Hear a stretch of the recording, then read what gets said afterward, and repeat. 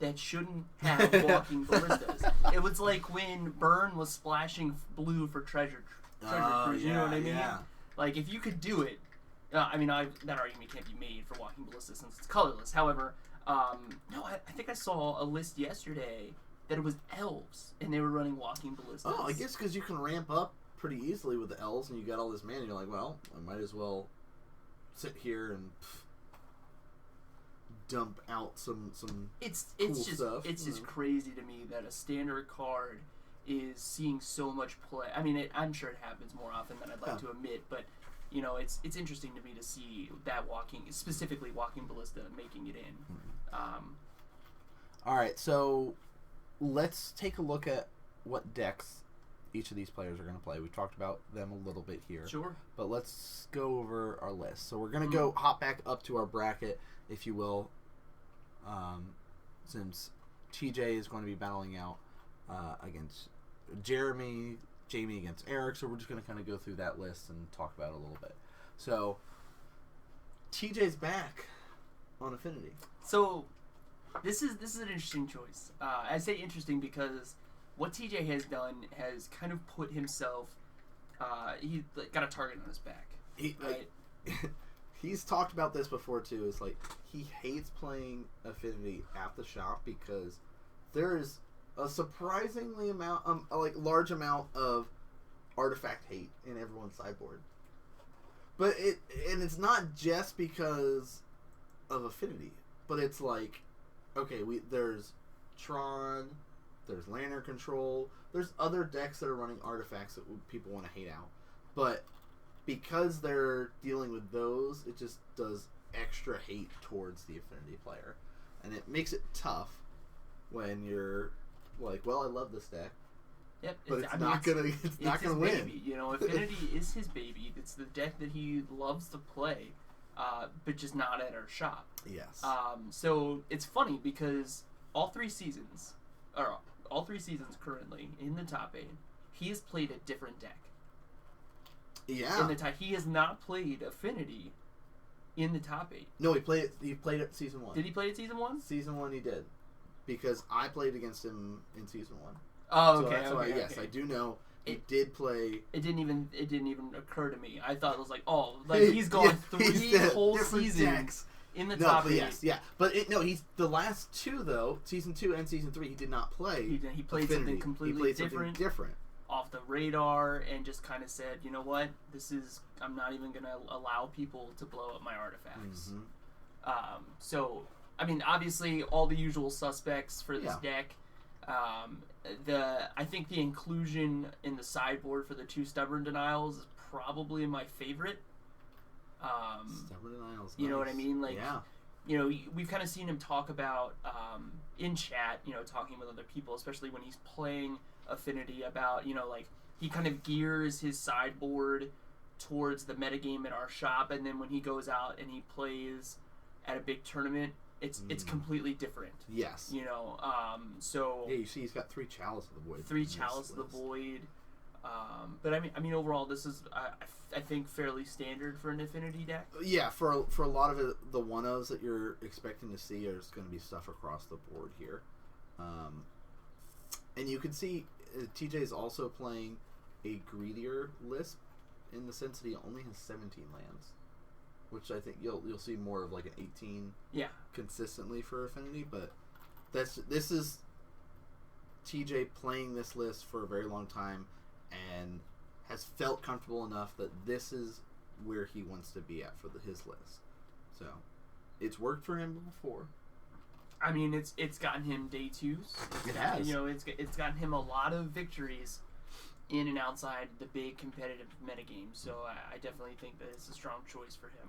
All right, let's see what Jeremy is rocking out. Okay. Oh, okay. So, yeah, Amulet Titan. However, he's bringing Mom in. So Amulet Titan with Through the Breach. Mm-hmm. So he can be able to just be like, well, I also have an Emrakul. Yep. You know. Yep. Here, look at this. Through the Breach. Here's my Emrakul, the Aeon Storm. What do you got?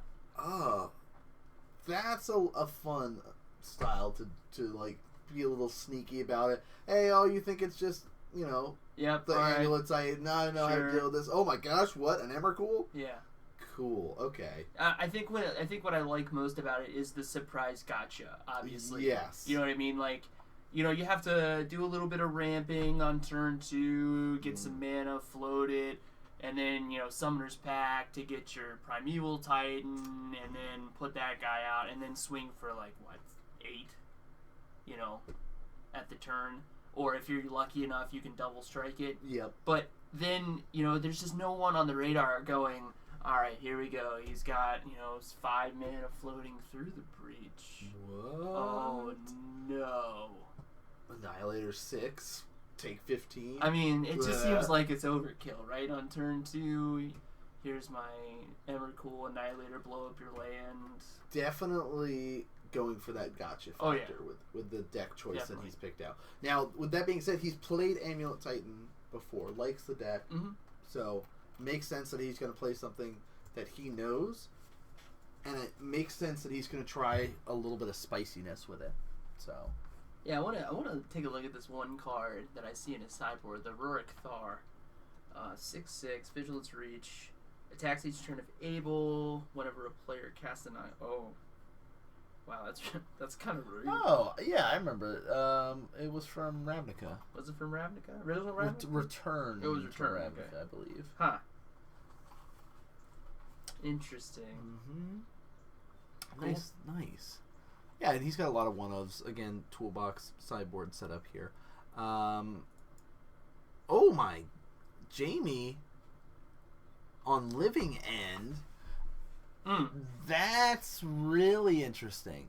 So he had been playing different decks near the end of the season. He played that green-white Enchantress deck and like some prison-based decks, and playing a very different style now for the Invitational, and trying out the expertise in his list. Yeah, I thought that was pretty cool. The Karizev's expertise.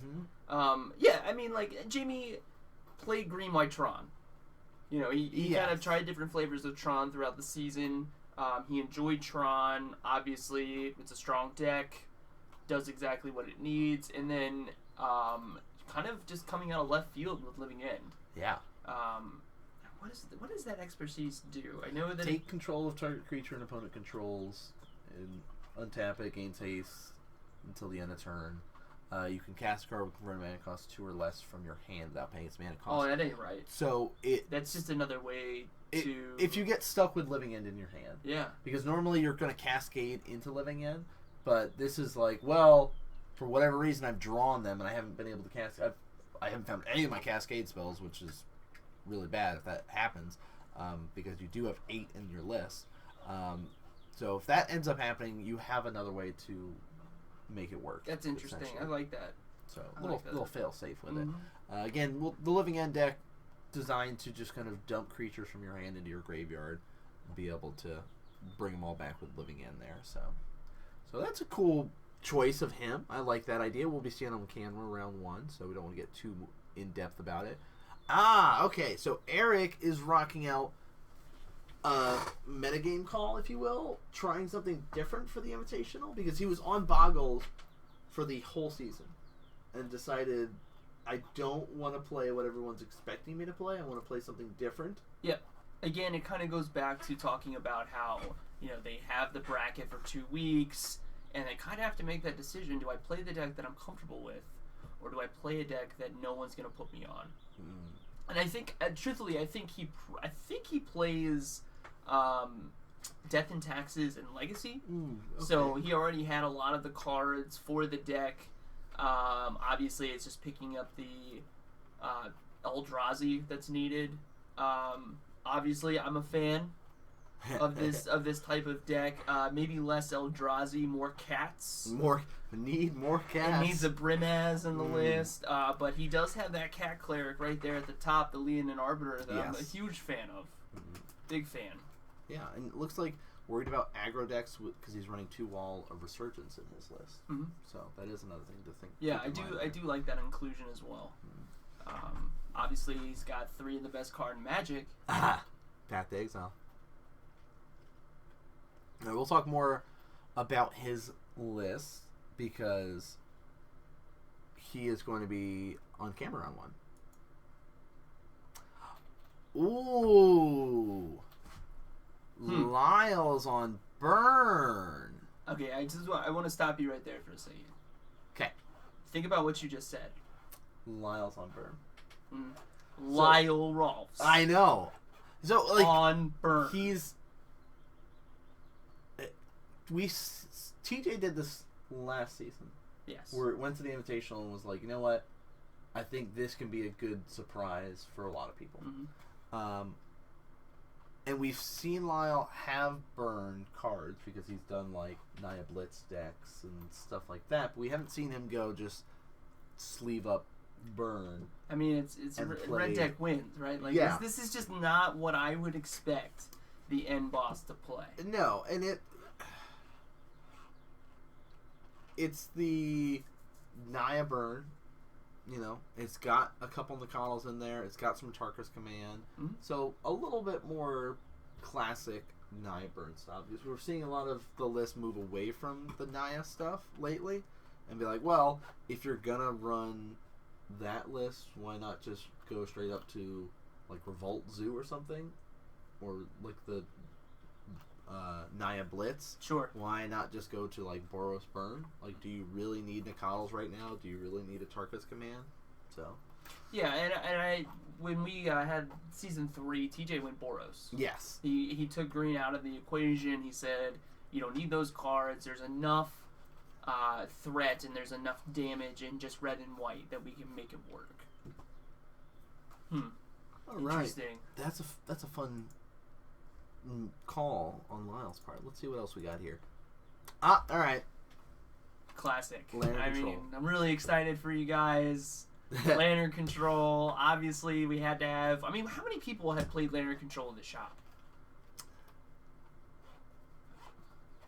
It's one of those decks... 4 or 5? Yeah, and I think Maybe they've all no, it's borrowed probably from more Trip. For the most part. I think So- there's been maybe one other person that had it at one point and brought it in and then got rid of all the cards. Yeah. Like, So, nope. I mean, it's like one of those decks where it's like, I've been playing, you know, blue-white control for so long. Or, that's not a good example. I've been playing Affinity for a while. I'm going to borrow Trip's Lantern Control deck and just see what I can come up with. You know, sneak a couple wins in. So I'm really excited. I don't know if you guys can tell by my voice that there's a Lantern Control in the top 8. We had one before. I think it was last season. Who ran it last season? I think Did we? Jeremy ran it last season. Oh, you're right. So He did. just a different feature card. Yeah. Jeremy liked the Inventor's Fair. Said that was the card that he needed. Ryan said, you know what? Collective Brutality. And It's a don't get sweet me card. wrong, Collective Brutality is a very, very strong card. Yeah. Very strong. So, I think I would have picked a different one, but what would you pick? I think I probably would have picked Codex Shredder. You would have picked Codex Shredder. I'm a big fan of Codex Shredder. You know what I would have picked? What did you pick? Infernal Tutor. I love Infernal Tutor. Just the one of. Mm-hmm. Oh, what do I need right now? I have nothing in my hand. Let's go Hellbent. get something. Boom. Yeah. All right, so that makes sense. He'll be rocking that out. Let's see what else we got here. Okay, back on the Panza. Jane, you know what? I like to destroy your lands. There's something wrong with this, by the way. I don't know if you can look at this particular slide. Particular card choice. Yeah. I bet you he did that just for you when he was like, "Oh, I get to feature a card, Stormbreath Dragon." I mean, when I think of Red Green Panza, you know what I think of? Stormbreath Dragon. That's exactly what. Not Blood Moon. Yeah. You know? Monvuli Acid Moss. No. Stormbreath Dragon. Definitely. Yeah. Super excited about this choice here. It's a dumb dragon. So That's all I got. this is what Dwayne's played probably the most this season. He rotated around between a couple of decks, but I feel like for the last maybe like from 6 to 9 or so, he played this deck. Well, right, and you know he's coming from playing Merfolk. Yes. That was his deck. That was he's also played Black White Eldrazi taxes. Yep. Way back when, Mhm. had Merfolk put together, still hasn't put together. Yeah. But he's been enjoying the red green. Obviously, blowing up your opponent's land seems like a good idea. It hurts them. They can't cast spells, interestingly enough. So, that seems like a good call. Seems so good. I can only say that this is a meta call because... I mean, it's done work throughout the season, so why would it not do work in the Invitational? True, and his opponent is Chris Carrozza. Who likes to play lands. Who likes to play lands that get lots of Let's take mana. a look. And nobody would have guessed Eldrazi Tron for our Season 3 champion here. He is on the same deck that he won Season 3 with. Yep. Same deck that he had played throughout the season. He loves this deck. He does. No, I don't need to change decks because I love this deck. I know how it works. I'm playing it. People make jokes about him not reading certain cards because the card of choice that he had picked to represent in his deck is the one that he sometimes gets hosed with by forgetting to counter spells from time to time. I talked to him yesterday because we had a moment where he called a judge, and he said, "Hey, I have a judge question," and the first thing that Eminem said was, "Did you read the card?" And then he proceeded to say, "Yeah, I read the card, but I just wanted to ask." And then he said, "You know what? I think he said he's only missed his challenge trigger once this season. Ooh. He's counted Nice. to make sure." I could see that too. It's like because of how much crap everybody gave him Yep. for missing the chalice triggers. Yep. Like now he's like, no, I'm not going to miss it ever again now. Right. Now, chalice, clearly, I know. Counter it. No. Don't. Nice try. Get out of here. Get out of here. That's awesome. Not gonna happen. But we talked about it. Playset Walking Ballistas in here. Mm-hmm. Also is running 2 Basilisk Collar to kind of throw on top of his Endbringers and his Walking Ballistas. Yeah. So little fun aspect to go with that. So we know what decks they're on. We've got some of our interviews to do real quick. We'll do half of them real quick. See round 1. Sure. Do the next half. Yep. Go into it like that. So let's listen to what some of these players have to say. Sounds good.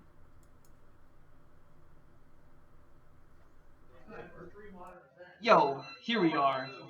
TJ Schillenberg, numero uno at the top of the Season 4 Invitational. First off, dude, congrats. Do you put in the effort, the time, And missed 2 weeks. and miss 2 weeks? So that's the thing. I'm gonna hijack the interview for a second and just say, even though most of the people that are in the top 8 missed a couple weeks here and there this season, it was a little bit slower, but the matches that we did have were great. And like I said, you definitely put in the time, the effort, the work, and now you're here, sitting at the number 1 seed. How are you feeling, by the way? Yeah. Yeah. Unfortunately, you have been right there, right? Like super close, and then Yep. bad draws. Trust every time. Yeah. Every time. So It happens. yeah, man. So as always, we do like to get to know our season invitational players, and so we're just gonna ask a couple questions just to get to know more about TJ Schillenberg. So, if you don't mind, give us the clip notes. When did you start playing Magic? Start playing Magic. I thought Sean was a new card, so I guess the turnaround is Okay, yeah. not that long. Yeah. Compared to probably 4 or 5 years. If that. Yeah, not bad. And so, if you had to pick a favorite set to play, would it be in draft? Would it be in standard? And what would that set be? Oh, that's tough. I'm not really sure. I've just been enjoying the Modern Masters draft, like their most recent draft. I've been liking that a lot. I haven't drafted so much as this set. Like I haven't done like every draft there is. Yeah. Been here, so it's been pretty fun. I would think of another set I would prefer. I've just been having a good time with that. Yeah, Modern Masters work, dude. It's strong. It's good stuff. So, kind of looking more at you, if you could pick one card that you think represents you, what do you think that would be? Oh man, I like drawing cards. You do I like blowing stuff up too. Oh, yeah?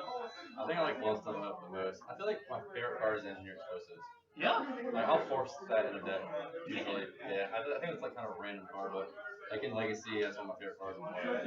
Like Death Blitz. So I have 4 colors of access to 4 different Yeah. colors of casting, playing off American Control Modern. I feel that's wild. Nice. I just think it's a powerful card. Powerful. Definitely not a card I would think anyone would say, Engineered Explosive. So that's interesting. Like, well, That's right. we'll have to censor that. Well, so kind of looking more at the season as a whole, what deck do you think you played the most? Man, I played Infect a lot until Chrome got banned, and I still played it, but it's definitely not as powerful. The power's there, but it's not as reliable. Okay. If that makes sense. It's a little more clunky. You have to be a little more cautious. You can't just go all in. I played Dredge. Even after the ban, I tried that a little bit. It's been fun. And then I went back to Affinity.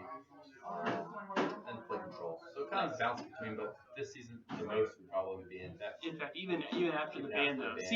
See, that's the thing. Everyone was really worried, and I don't think it's been seen as much. Yeah, definitely not. But there's not as many people playing it because they want like free wins and stuff. It's definitely a harder deck to get wins with now. Yeah. Cool. Awesome. And so you're playing Jeremy Miller, Season 1 champ of the Modern Magic Mondays Invitational. And you're no stranger to that matchup, or at least to Jeremy as a player. But if you could pick someone else that you could play against in the top 8, who would it be? Who would I want to play? I like Eric. Just being a new face. Yeah. I think that's cool. Okay. A brand new top 8 player. A challenger approach. There you go. Let's battle it. Let's do it, man. Nice. And so, kind of reflecting back on you, what do you think you need to improve on most? And you may have answered this before, but to anyone at home that may not know who you are. At this point, I feel like just slowing down. I kind of find myself playing really quickly. Yeah. So now I think I'm at like a happy medium where I need to find like a medium where I slow down a little bit, think things through. Like I'm still playing relatively quickly. But I need to like think things through before committing. Okay. Just not be so aggro all the time. Yeah, that's viable. I mean, I think that's a lot of people feel the pressure. Not that you feel the pressure, but at least for newer players, they may feel the pressure when they get paired up against you, and you're like, boom, here you go. This is what I'm bringing to the table, and they're just like, oh, okay, yeah, I gotta play just as fast. Slow down sometimes, like especially when playing newer players. Yeah. Like just chill out a little bit. I'm not like being timed. So I just need to remember that. Cause I'm always just like tournament play. I get done. Right. Home for dinner. I need to chill out a little bit. And dude, to round things off, we've asked it before. We're gonna ask it every time. I think this is our most fun question. What's an interesting fact about you that isn't magic related? Yeah. I don't know. I don't remember what I said last time. I think it was the belly button. The belly button? Oh, like the double belly button. Yeah. Yeah, it's a little bit weird. Yeah. There's also the toothbrush. The teeth Oh, brushing. yeah, I don't even want to talk about it. I hate Sorry, my bad. little big bristles. Yeah. Not about it. Man, I'm pretty boring. I don't know. I play music. I guess that's cool. That is cool. So that's what I'm doing when I'm not playing Magic or working. So. Are you currently in a band right now? Yeah, I'm in a metal band. Heavens Die. Oh my. It's real metal. Is it a real metal band? It's pretty metal. Well, nice, dude. Again, thank you so much for participating in the interview, letting people know who TJ Schellenberg is, and I'm hoping for that win, by the way. Go all the way, dude. All right. I think. Unless I play him. Oh, that's it. All right, man. Catch you later. What? I have to get there first. Yeah, that's what.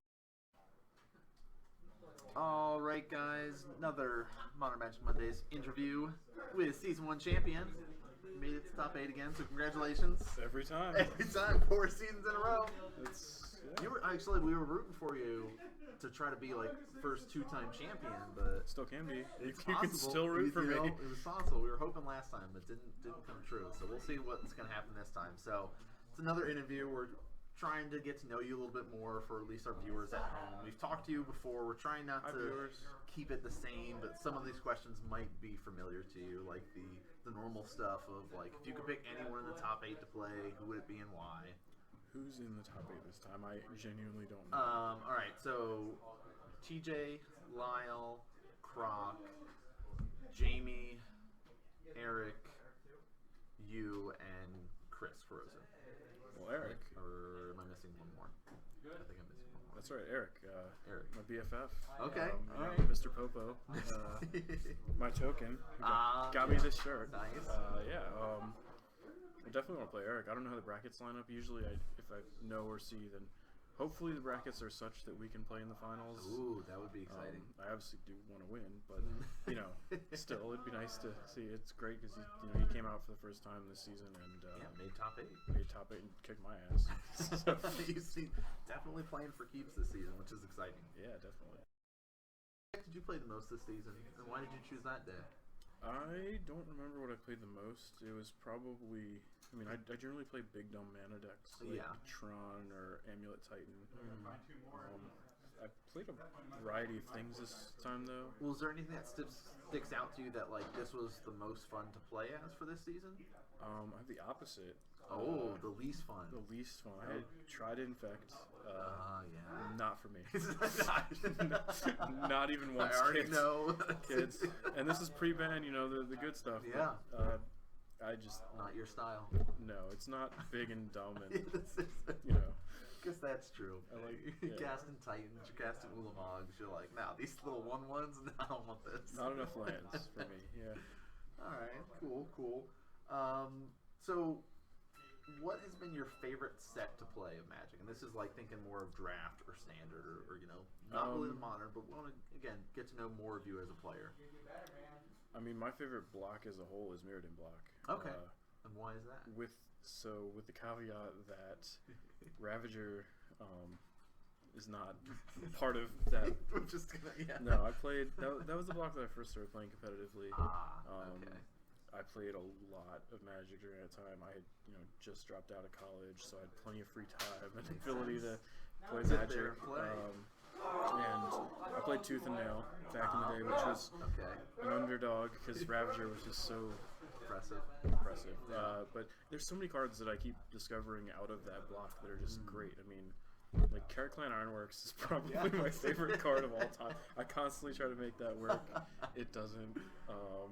But yeah, just Fifth Dawn had a lot, and at the time, Fifth Dawn wasn't that exciting to me. I liked Darksteel a lot, I liked Mirrodin a lot. Fifth Dawn was just like, oh, this is weird, it feels weird. Eternal Witness was okay, but now it's like Crucible Worlds and Carrot Clan Ironworks. Yeah, okay. But that makes a lot of sense. Probably that block is my favorite. Cool. So if you could pick one card to represent you. Yes. And you can interpret that how you will, because I would like to ask why once you pick your card. But. My favorite card in all of Magic is a little blue enchantment called Stasis. Stasis, okay. Stasis is an enchantment that changes the game mechanics. It says there is no longer an untap phase. So there are some hateful cards in Magic. There are no cards in Magic outside of Stasis where people will simply cease to play with you ever again. And so that's what you want to be doing. I have had endless hours of enjoyment just playing Stasis and then playing some card where I don't actually have to take any more turns the rest of the game. I just skip my turn over and over. And watching the opponent's face where they're just like, this is stupid, because there's nothing they can do about it.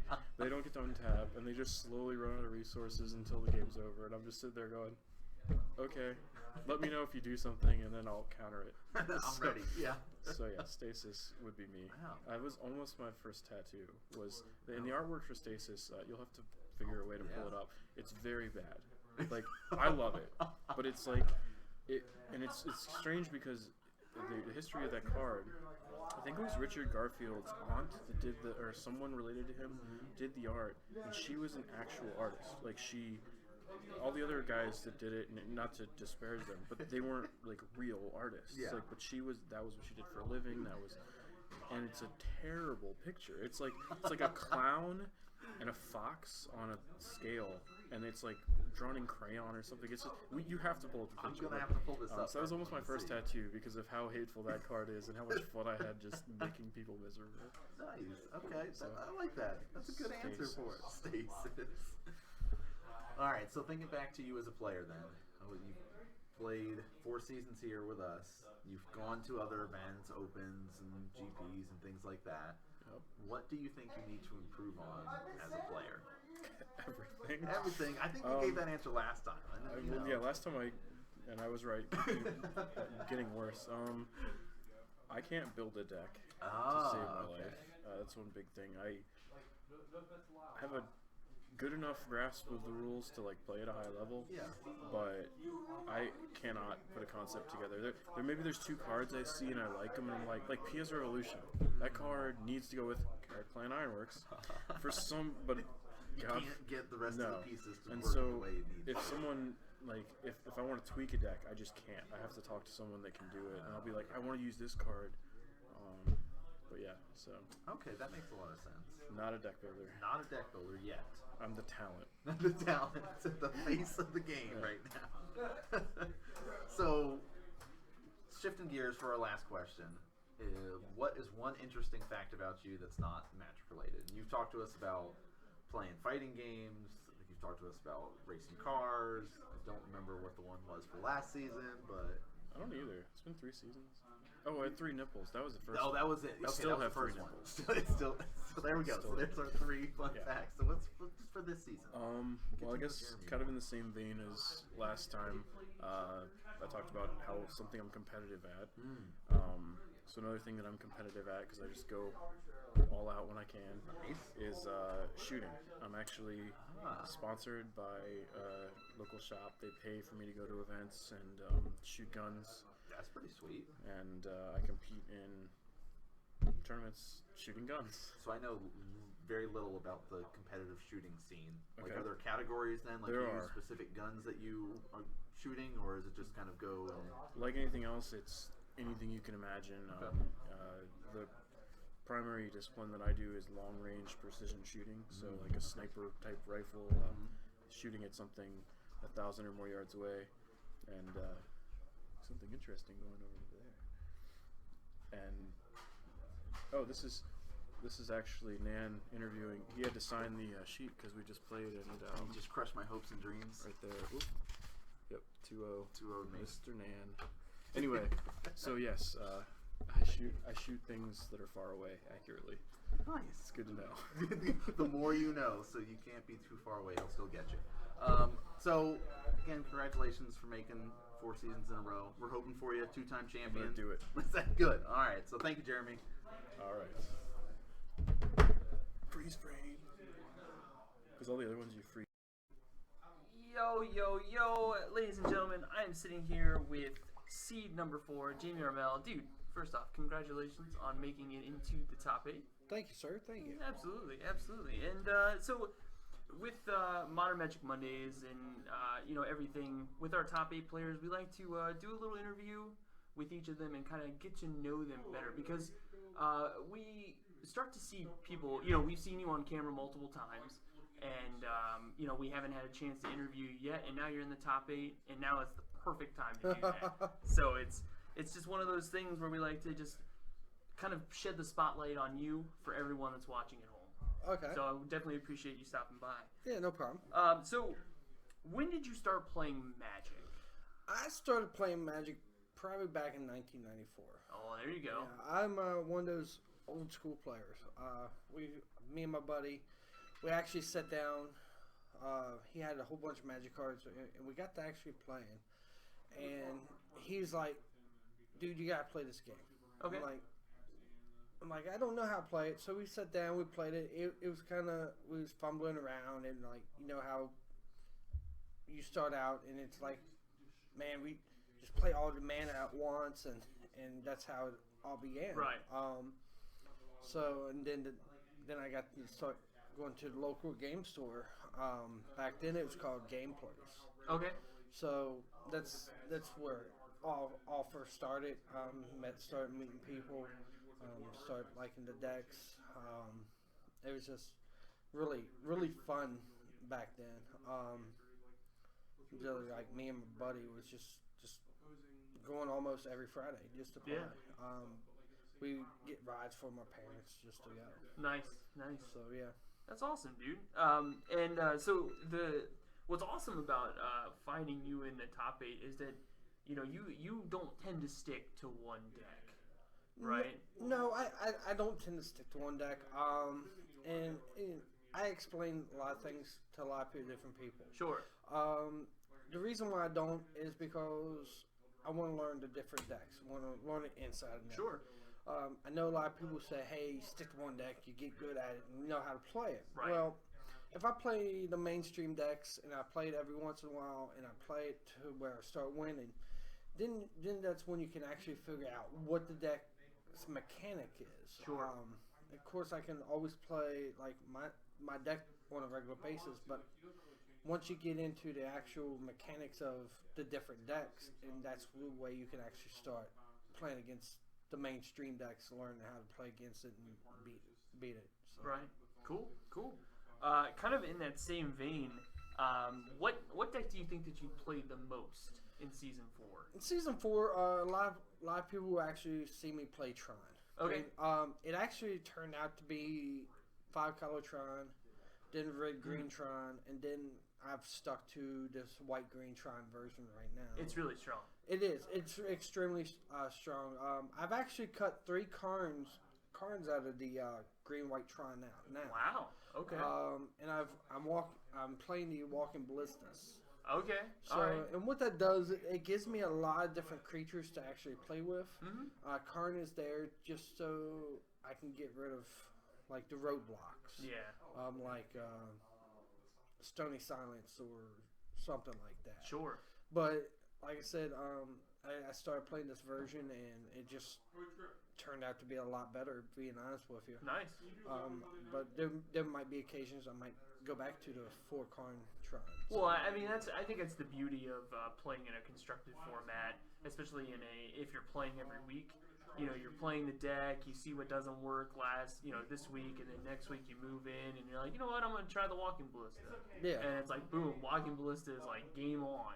Yeah, it turned out to be extremely good. Yeah. Yeah. That's awesome. So you're set up in seed number 4. So that means you're going to be playing seed number 5, which I believe is Eric. Yes, we've actually went back and forth on points, being honest with you. Yeah. And he was telling me that he's going to continue to try to keep top seed, and I squeaked in by just 1 point ahead of him on the top seed. There you go. If Eric isn't the person that you would want to play in your top 8, who would that be and why? I feel like if I want to play somebody in the top 8, I would want to probably play Lyle.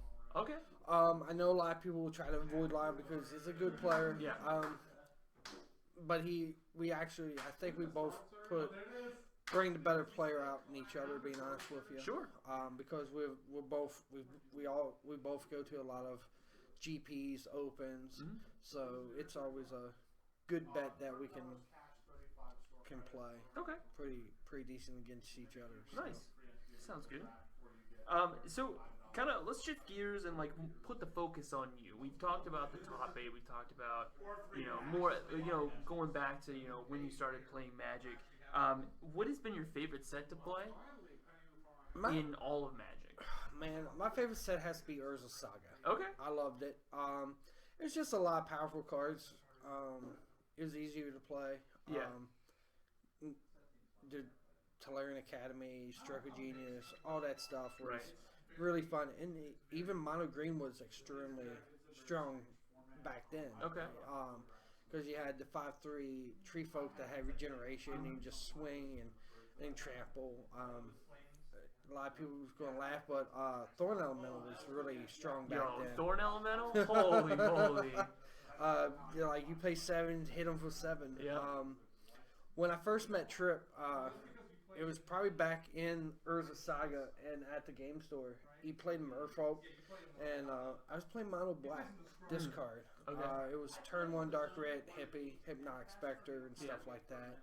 And we went back and forth. Like he won game. I mean, I won game 1. He won game 3. It's been a long time. I can't recall. I mean, he won game 2, and I can't recall who actually won game 3. Believe it or not, it's been that long. Yeah. So, but so Interesting. Is there a particular format that you enjoy more? Do you like constructed? Do you like draft more?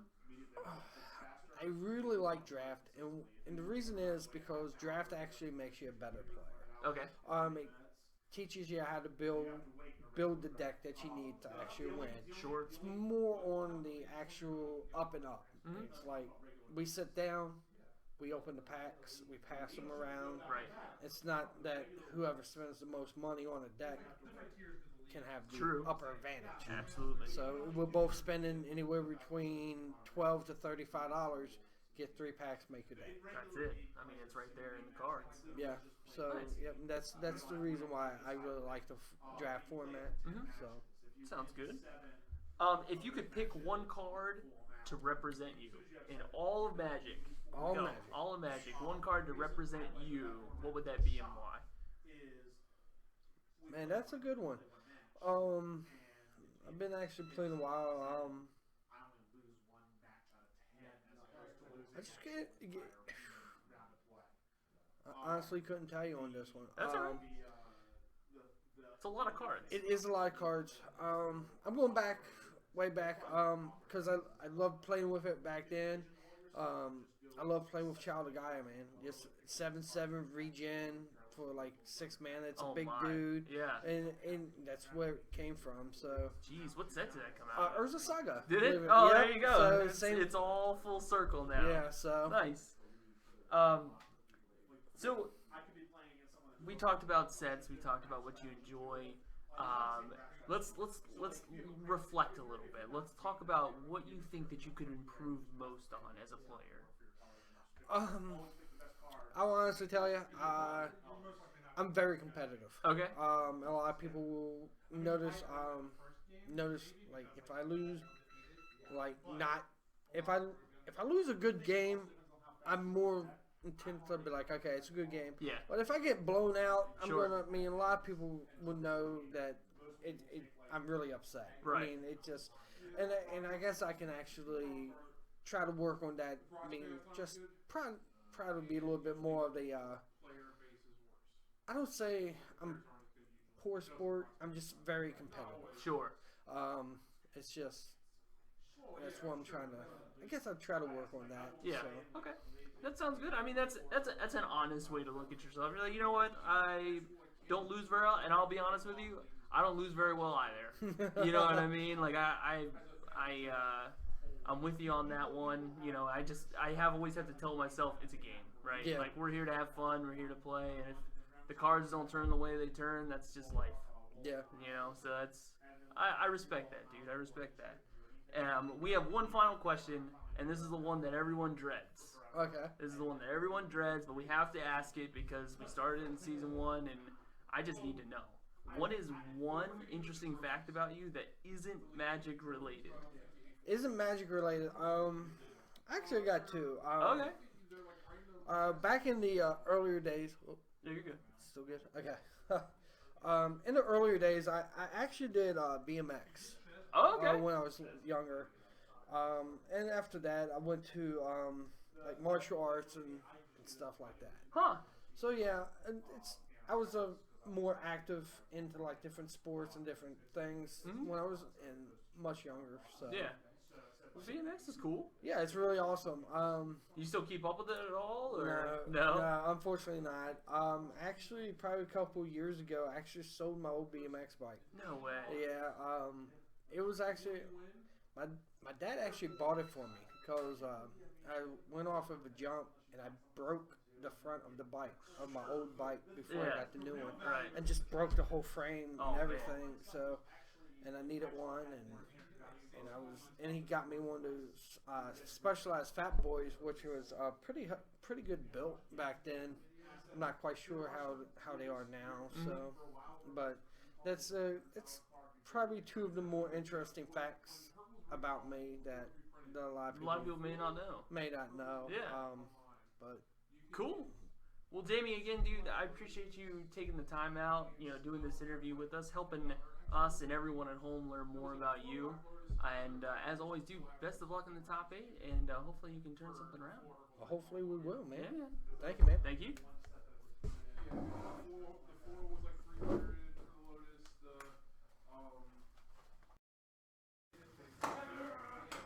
All right, guys. It's invitational time. What's up? Eric's made it, so congratulations. Thank you. First time making it to the invitational. Yep. Which is awesome.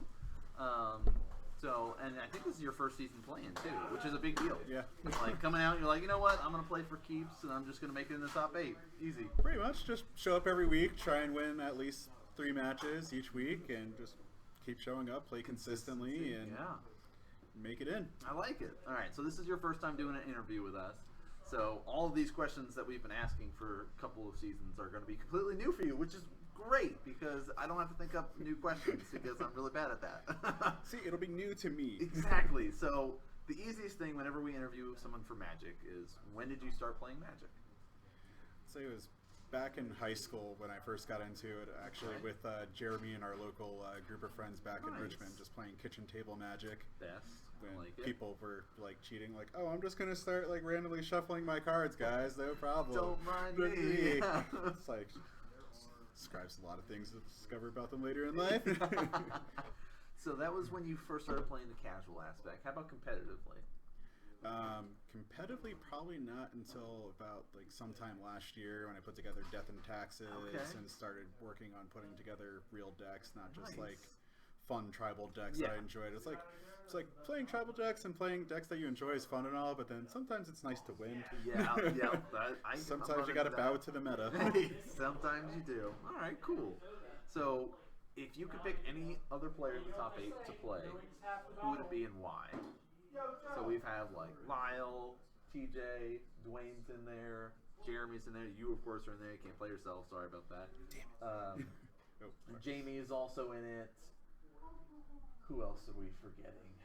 I keep forgetting people when we're listing it, but that's like the basic stuff. So like pretty much the people that have consistently been in the top 8 this season. Oh, Chris Perosa, that was our Yep. other player. So who would you pick then? Probably pick Jamie since I know he's actually the one I'm going to play against, because if I had to play Croc, I'd have to be worried about playing Lantern Control. And I've had a little bit better of a track record against Jamie this season. Like Lyle, TJ have been a little tough and haven't come across Jeremy too many times. And Chris I've played maybe once, a little less familiar with what deck strategies, but like Jeremy said before, like anybody in the top 8 could probably borrow or play any deck. So nobody knows what's going to play, so it'll be interesting. Cool. All right, makes a lot of sense. So what has been your favorite set to play, thinking like draft-wise or standard-wise? So not just modern, but like picking out some new cards for the first time kind of thing. I feel like Ether Revolt had a lot of really interesting cards. That's interesting to say, being a newer player and everything. But it's got some cool mechanics to it.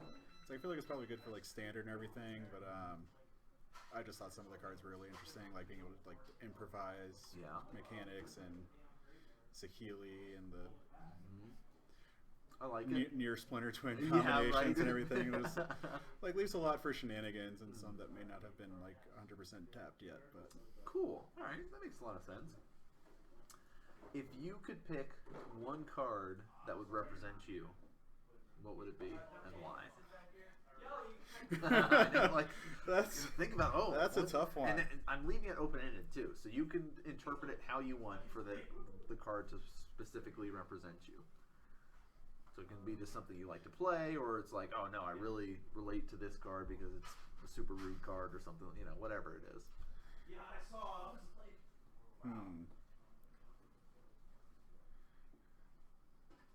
Not sure if it really represents me, but like one of my favorite cards to play is the Knight Exemplar. It's like it's one of my favorite like tribal like white weenie decks. Yeah. And like either you file it in or hard cast it, just giving all of your other creatures +1/+1 and indestructible seems pretty good. Yeah, indestructible is a sweet mechanic to have. I like that.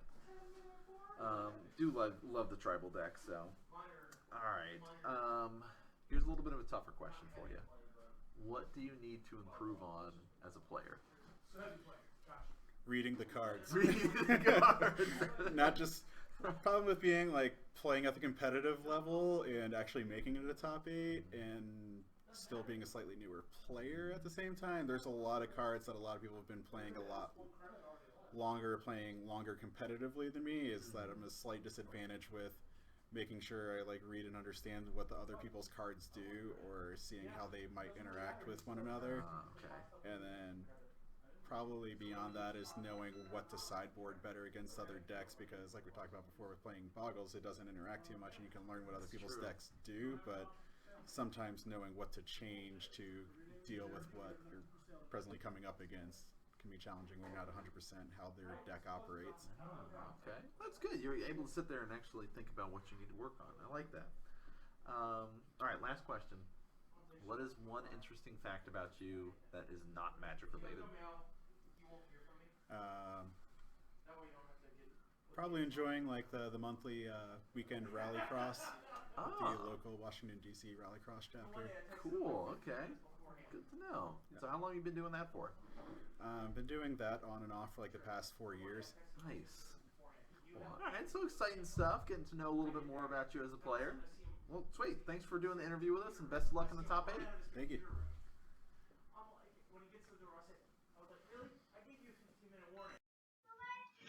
Yo, everyone. Okay. You don't get to see Lyle's interview Not yet. just yet. Again, we're going to do 4 before, do our first round. And before Nan messes up interview. Yo, what's up, Letus? And then we're going to jump over to first round. Then we'll do the last 4 interviews and do an update of the bracket. Yep. So hold on. It's 7:56. Right on time. Boom. Right on schedule. Ready to go. You guys ready? Let's do it. Let's go. Right on schedule. Right on schedule. All right. Oh, so okay. All right. This is what we're going to try to do. It's not the 100% clean cut awesomeness that Richard had shown us earlier, because sadly we have this iPad here to keep track of people's life totals. Sadly. Oh no. Oh yeah. So, nice guy Jamie. They don't know what they're playing yet, by the way. We're at the start of the Invitational. But now he knows that he's playing a Vile deck. That's right. So. Now he knows. No, we've only done Jeremy's deck tech so far. Alright, we've only done Jeremy's deck tech. We're going to do only 2 more, I think. Maybe 1 more tonight. 1 more tonight, I think. And then we're going to save the other ones for Season 5. So who do we got? Is it? I think either... Is it Ryan's? Ryan's or Dwayne's? One of those 2 or both of them. Oh, okay. One of okay. one of those is happening. One or both. One or both. Tough to say. We're looking at 7 cards, though. I do like this overlay. Is it so? Like the for the viewers, man. For the viewers, it's nice. The clean cut one that goes on the top looks really good. It does. But we got to figure out the iPad situation. That's the thing. Yeah. Make the video smaller, probably. Make the video. We could make the video smaller, actually. That's a smart thing. But then we have we'd have like black bars on the side. Does that matter? No. All right. We'll test it out. Okay. Yo, all right. So we already know what's going on. When does season 5 start? Tomorrow. The 11th. We don't stop here at Modern Magic Mondays. We just keep going. So it's either hop on board or get off the train. Eric is looking at a scry. He's keeping 6. Ooh. Eric on Eldrazi taxes. Jamie on Living End. And now Jamie has more information because he knows that Eric. So hopefully Eric plays a Vile just to really solidify things here. Yeah. Where every day is Monday. Every day is Monday. That's it, Ghost. That's it. That's what we try for, at least. Is that a Blooming Marsh? Yes. Blooming Marsh for Jamie. Black green, Speedland.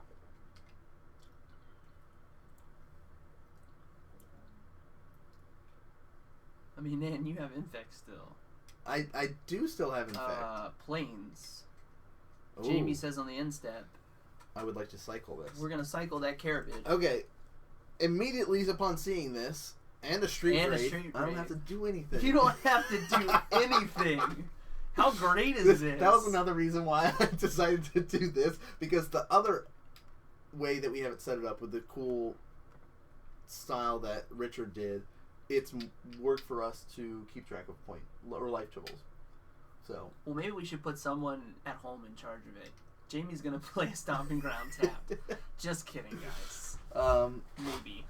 But yeah, so once you see him cycling these cards, you know what you're playing against. Unless Eric is a newer player. He in is. Modern, so he may not know what Jamie's on yet. For us, we know. Boom. 18 all. 18 all. Man, I feel like We I don't got know. so used Are to you having sure to that we don't have to go ahead and just leave it like this?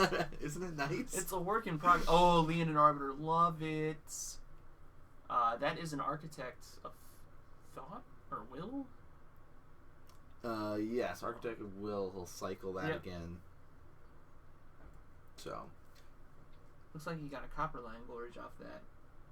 And he's going to go ahead and play it. He's got a Deadshot Minotaur in hand, at least. Another Carabid. He's got a Living End Alright, in so hand. the thing is, 3 mana is the Cascade mana. Oh, we're ready. So, does he have enough in his graveyard that he wants to do it now, is the question. Looks like yes. Immediately turns him sideways. Says, hey, I've got a Cascade spell. Well, watch this. I think Violent Outburst here. Yeah. Targeting your Leon and Arbiter. Yeah, this is interesting. Now I thought either player would be playing. Yeah, which is interesting. So.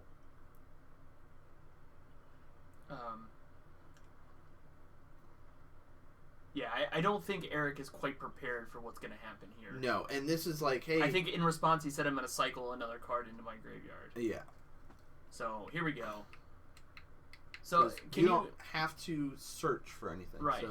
So the Cascade effect is having him reveal cards on top of his library until he reveals a card that costs less than 3. Okay. He's got a converted mana cost less than 3. And you see, here's all this stuff that costs 3. He's looking for one specific card. Living End, there right it is. there. Yep. It is a Cascade or a Suspend card for 5, I believe. Yeah. So it's the only card that he's got in his deck that costs less than 3. And you cast that card. And it is, of course, Living End, so he gets to say, exile all creatures in your graveyard, send all creatures on the battlefield into the graveyard, and then take those cards that have been exiled and put them on the battlefield. Nice so guy. Basically just takes all the stuff that's in your graveyard that's a creature and puts them onto the battlefield. And it says, hey, any creatures that are on the battlefield, they're gone now. Goodbye. And then he shuffles up the cards that he revealed off the Cascade, and those are going to go back to the bottom of his deck there. Yeah, it looks like, as foretold, it was a Living End. Ha. Oh my. So yeah, so basically, Eric's in a feels bad man moment, lost his Leon and Arbiter, is staring down a heavy amount of damage. Like, the deck is a pretty cheap deck to build, because not anymore with Street Wraith.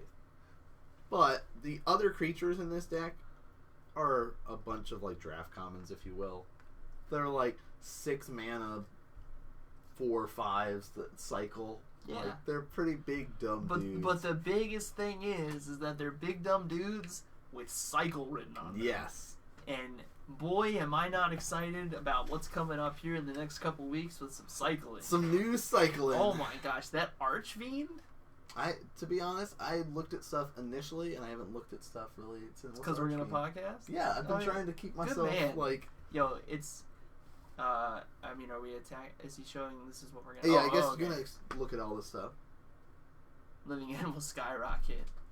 Yeah, there's gonna be some sick cycling cards. The Archfiend specifically, man. I think it's Actually, I'm not even gonna try and guess. All I know is that when you cycle, you do something with -1/-1 counters. Oh. Yeah. Yeah. Yeah. There it is. Wait, where'd it go? I thought it was a rare. Alright, so taking a gander at all of the creatures that he'll be facing here.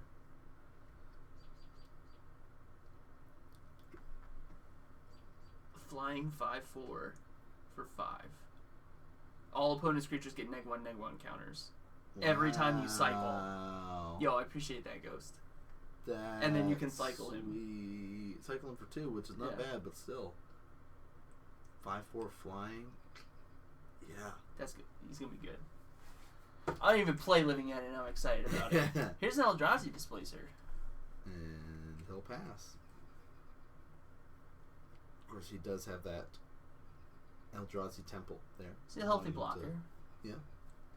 He's gonna stem some damage here. Oh, Oh my. healthy blocker until Come he on. said, I would like to take that creature. Kari Zev's expertise. Gain control. Does he want to cast a card that costs 2 or less? No, he doesn't. I mean, He yeah, could. He could. And I will turn all of these dudes sideways. It would be bad news bears for him, though. Yeah. So that's a good bit of damage.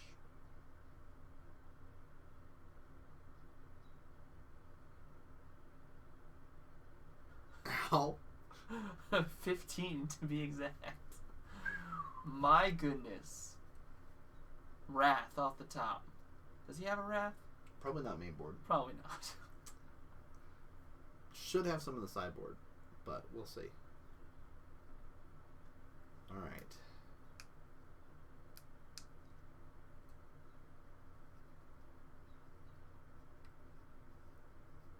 Tidal Skull, not gonna help. Wasteland Strangler, also not going to help. Nope. I feel like this is a moment where Eric just says, you know what? Let's just go to game 2. Yeah. Unfortunately, it gets to this point where... Here's another temple. Yep. He's gonna... Another Alright. Trinity Temple. He's gonna start with the Sculler. Showing what he has. Here's a swamp. Can't take that. Which is the other ones you're gonna take? I would take the Minotaur. I would too. The Living End's nice. However, good. Yep. Oh. Oh, he took the Living End. Ah, okay. Alright. Maybe he's a little worried. I think he's still on the... I'm not quite sure what this... I mean, obviously he knows what the deck is. But it's different than like Ad Nauseam or something like that, where it's like once it's in your hand, I lose. No, this is one of the ones that it needs to be in your deck unless you have an expertise to cheat it out. You definitely want to stop them from being able to draw more cards, because all they're trying to do is find one of those 3-cost Cascade spells, so that they can just... Well, at this point, he may not even have to. Yeah. The damage is on the board. It's just turn dude sideways. Says I'll flicker that guy. Yep. Does he stem the bleeding? Does he go to Streetwalkers? It does. I mean, there's still. Yeah, he's like, hey, this guy has Swamp Walk actually. Fun fact that really doesn't usually. It doesn't come up that often. Yeah, but it actually does here. So, Street Wraith. Well, doing work. I'll be.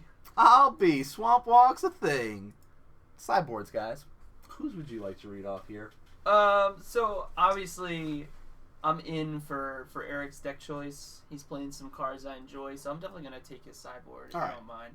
He's rocking 2 Spirit of the Labyrinth, 2 Pithing Needle, 2 Aethersworn Canoness, 2 Leyline of Sanctity, 3 Rest in Peace, 2 Disenchant, and 2 Fatal Push. Please, Eric, if there's one thing that you need to do, is find 3 slots for those Rest in Peace. That's all you need to worry about. Truthfully, Rest in Peace. I like Spirit of the Labyrinth.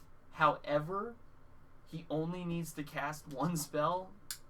Yeah. For it to work. Yep. So Spirit of the Labyrinth, I don't even think is good here. Or no, it's Spirit that you can't draw more. Oh, than is it one. draw? I think the Aethersworn Canoness can't play more than one. Let me double check that though. We got a card bot for a reason.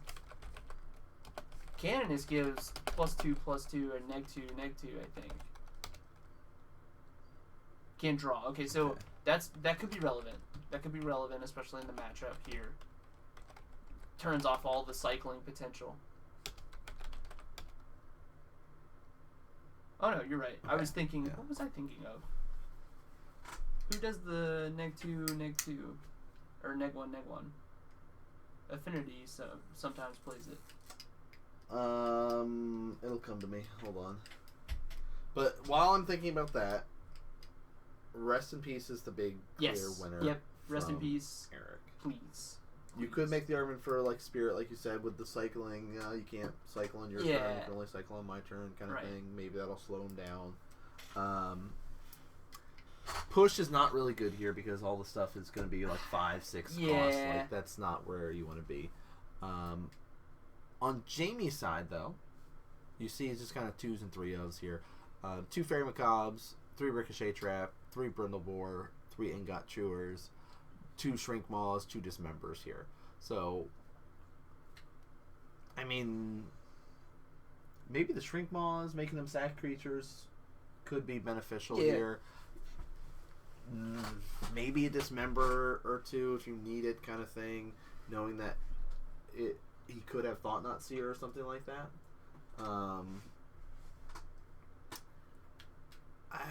I think that's it, though. I think Shrink Maws and Dismembers. The game plan's pretty solid on the Living End side. I don't think you need to really complicate it with cards out of the sideboard. It's just kind of do exactly what he did before. Cycle a couple dudes, Violent Outburst, whatever. You know, I can't cascade into Living End. And then just go ham. And turn my big dumb dude sideways. Yep. So, how does Jamie's big dumb dudes fit on our creature chart? Like, we know that up at the top here, Ulamog's top end. Mm-hmm. You know, behind him, some Dargans there. You know, Stormbreath Dragons. No, that's not the word I wanted to hear. But how did, like, these big dumb spiders and minotaurs and... I don't like spiders. Oh, man, there's a spider at work that was this big. Stop. Yeah, I had to squish him, but... So, I mean, if we're looking at creatures, and we'll start all the way at the bottom with Birds of Paradise, and we'll go all the way to the Ulamog. He's probably around them, like, 6 or 7 on a scale of 10. Okay. You know all right, what I mean? I see that. Yeah. You know, they're just like you said, they're draft creatures. They're draft bombs. Yeah, draft bombs. You know, nothing hurts more than seeing a Deadshot Minotaur when you're in draft, and you're like, oh, okay, yep, you're about to hit me for some damage here. But you're tapping out for it, and that's the thing. In this deck, you're getting a whole bunch of those dudes for free, or at the price of a couple life points. So I don't value it much higher than a 6 or a 7 on a scale of 10, because obviously Ulamog is a thing. Okay. You know what I mean? Yeah, the biggest of dumbest dudes. Yeah. All right, players are really taking their time. Now that's the thing too. It's not timed. Oh, and I have the timer going. You have the timer going, but it's not timed. You're right. We didn't time it, so... Maybe we should set it up to find out how long it'll take, though. Just set, like, a really big time, like... Sure. 2 or you hours just count up. Yeah, but I have it set to count down, and I don't have it set to count up. And that's work to do.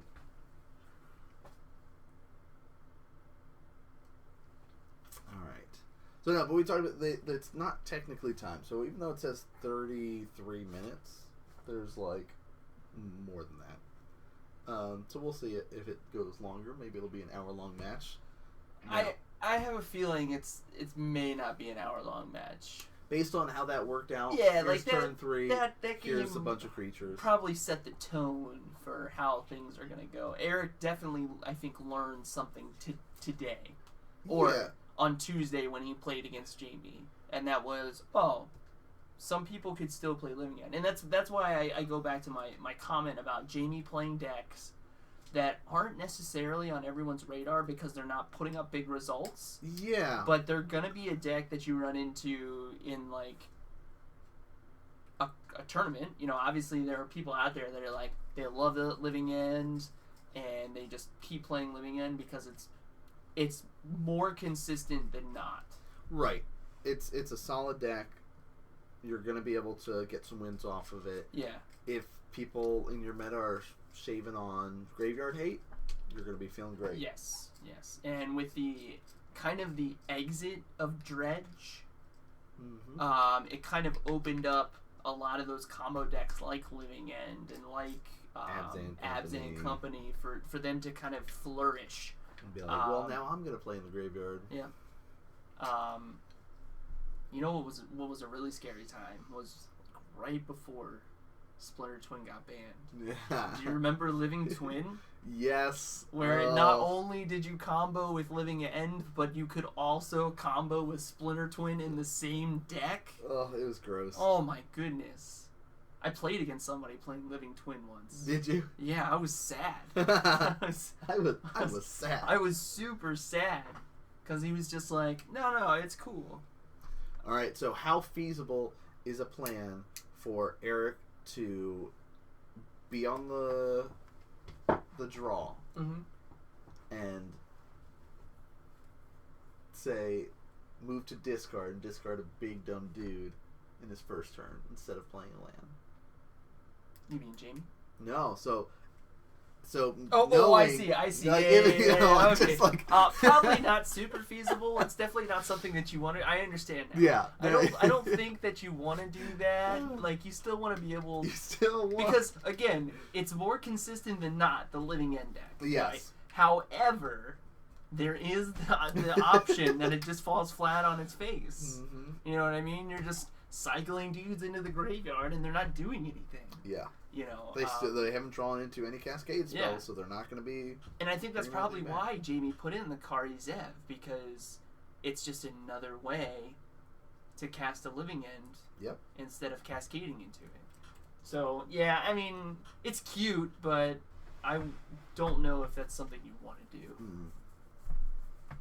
Okay, just checking. Figure that's, get that discussion going for the chat. Truth be told, Brett has done some weird things with card games. And that sounds like something Brett would do, but I don't think Brett would want to do that. Now, I could see, like, you draw you're like, all right, I'll be on the draw. You draw 7, and it's like, Thought Knot Seer's in your hand kind of thing. You get a Temple Guard, or not Temple Guard, a Godless Shrine, Temple of Eldrazi there. Some decent lands to go with it. And you're like, you know what? I'll just get rid of that Thought Knot Seer this turn, and then no, he just says, okay, Vile. Eldrazi, Temple, Vile. So here's the thing: if they're going to go ahead and cast Living End, they felt comfortable with the creatures that are in their graveyard. So you discarding one dude against their 4, it's not really going to make a difference. That's a very, very good point. Yeah. All right. He's deciding how much life he'd like to lose, I guess. Jamie, you're at 18.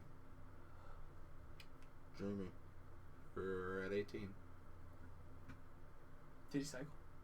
Nobody played a Is that a stomping ground untapped. Yeah, he's at 18. Eric, adjust his life too. Good go. All right, here's 2. Show me Alien and Arbiter. Yeah, yes. Right on the money. Now we're talking. Cycle this guy. You pay 2. Now it's 16. Oh, is that the Rugged Prairie? No, it's an old school classic. Stavanger? Yeah. All right, so he's at 16. Cheat count 1. Blooming Marsh. He's got 2 cascade spells in hand.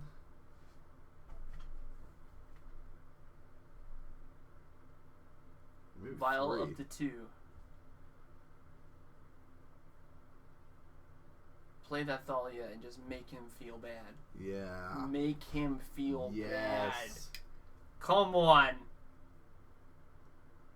I don't remember on his list if he was running New Thalia, but this list does benefit from New Thalia. It does. It does. So that could be something you could be, all right, turn 3. Quarter. Oh. Blooming Marsh. Good choice. A good choice to hit the black source. At least Violent Outburst needs black. As well, maybe the other one needs black. So, or is it just red green? I like him hitting it with Ghost Quarter here. Yes. Second Cat Cleric. Now we're talking. Oh, okay. I like that play a lot more. Because I was going to say, maybe wait until he tries to cycle something, and then try to blow it up kind of thing. Hey, wait. Did he play that land from his hand? Yes. Okay, alright. Just checking. And here's a Simeon Simeon 3. exiled. He just says, you know what? I'm going to blow up your 2 creatures and get 2 creatures. We're just going to do that now. Okay. So, Cascade goes off. Yo, living it. Well, that was quick. And he says, well, I'll get these 2. I'm going to throw my Simeon Spirit Guide at you. You'll lose those 2. And I should still be at 16 life. that is what's most important here. Jamie is at 16.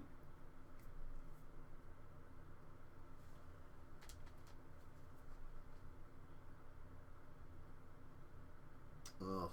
He's got another Arbiter here. And a Displacer on hand, so he could play a Swamp if he wanted to. I don't know. You could play Godless Shrine tapped, tap your 2, or your tap here to get out Displacer, and then Violin. Yeah, I think I would have rather done that instead of keep that 1 swamp up. Yeah. Like, that's not... So he chose to keep it on 2? Yeah, so he can Violin his Arbiter here. Yeah, I think I would have rather vialed in the Displacer and then had the mana available. You're at 14. Jamie's at 14. Mana available to go ahead and just displace it. Yeah. Because now you just say, sure, I'm going to take this damage. Yeah. Because you can't afford to lose the Displacer at this point. You're going to bring in your Arbiter.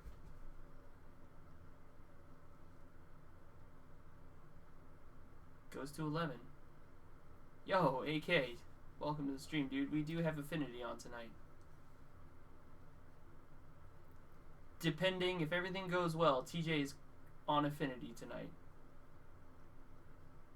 We had the deck list earlier. We did have the deck list earlier. They were sent out to all of our patron donors last night. Nice. So they all have access to all the deck lists. Yep. So Eric's going to draw.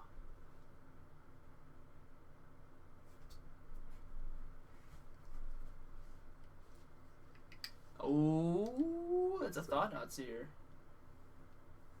Alright. That he can't hardcast. So, Thought-Knot Seer, target you. Let me cycle. Yep. Cycle this guy. Draw a card.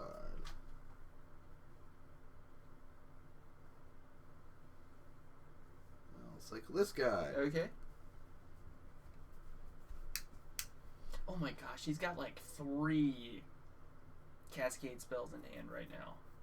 Yikes. At least 2 Violent Outbursts.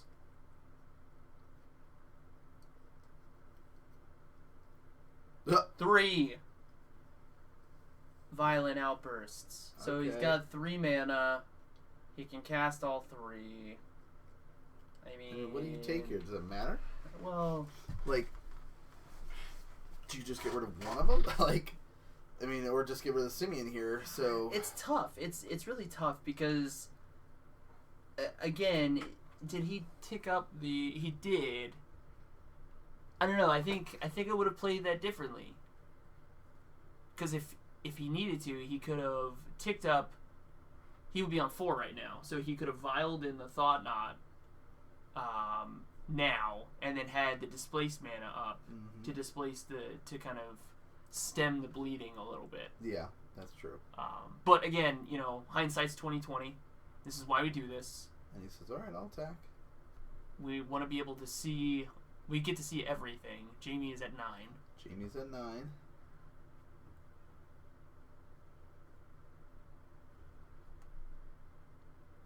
And he says, "Bring the bros." And he's fine with this. He's fine with waiting. You know, he can trade. Well, no, he can't even trade against the Caravid. Street Wraith has Swamp Walk. Caravid, I think, has a bigger toughness. I think it's 5 toughness. Yeah. Jamie's at 4 mana. Eric's technically at 5 because of the... Correct. If he's casting an Eldrazi, he has 5. Yeah. Otherwise, they're both Yeah. at 4. So he's just going to take a healthy swing here. Okay. 7 damage. So, the other thing is Violent Outbursts, you could play during your opponent's turn. Yeah. So, hey, I'm going to move to combat. Well, I'm going to Violent Outburst and blow up your stuff. Yeah. But it looks like he feels fine just doing it now. Well, he needs blockers. Yeah. Well, so he could do it, alright, declare attackers, blow it up. True. I have a bunch of blockers kind of thing. But, yeah. I mean, this is fine too, just doing it now. Like, either or... Let's not complicate Yeah, things. it's like it's all the same.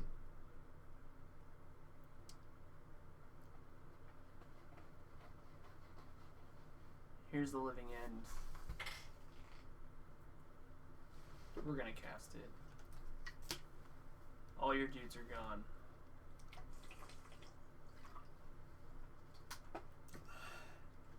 All of your dudes are gone, but you do get those 2 Leonin Arbiters back.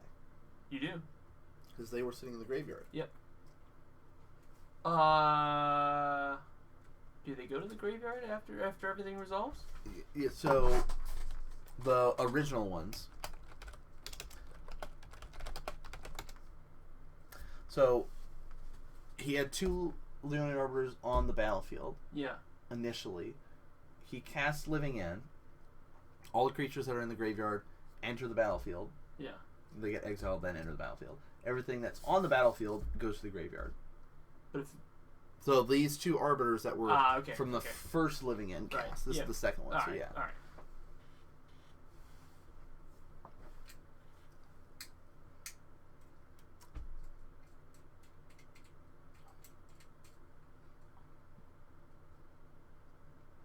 Okay. Alright. So this was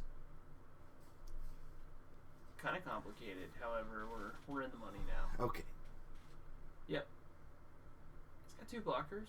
I mean, it's not a bad exchange, but we are passing back with nothing to do. Yeah, and but he can again, do this it is again. he'll sit there and he can go, alright, I'll attack again. If you're not blocking, you're dead. Yep. You have to block. You will block, and then I'll just do it again. Yeah. He's got him locked up here. Yep. Block like so. Run these cat clerics out. Now that is nice for if he does it again, then Yeah, he's got a He's bigger got more graveyard stuff to- count though. but if he does not draw into a board wipe here, he's dead. Yeah. Like And he didn't have any wrath effects in his sideboard, No. so.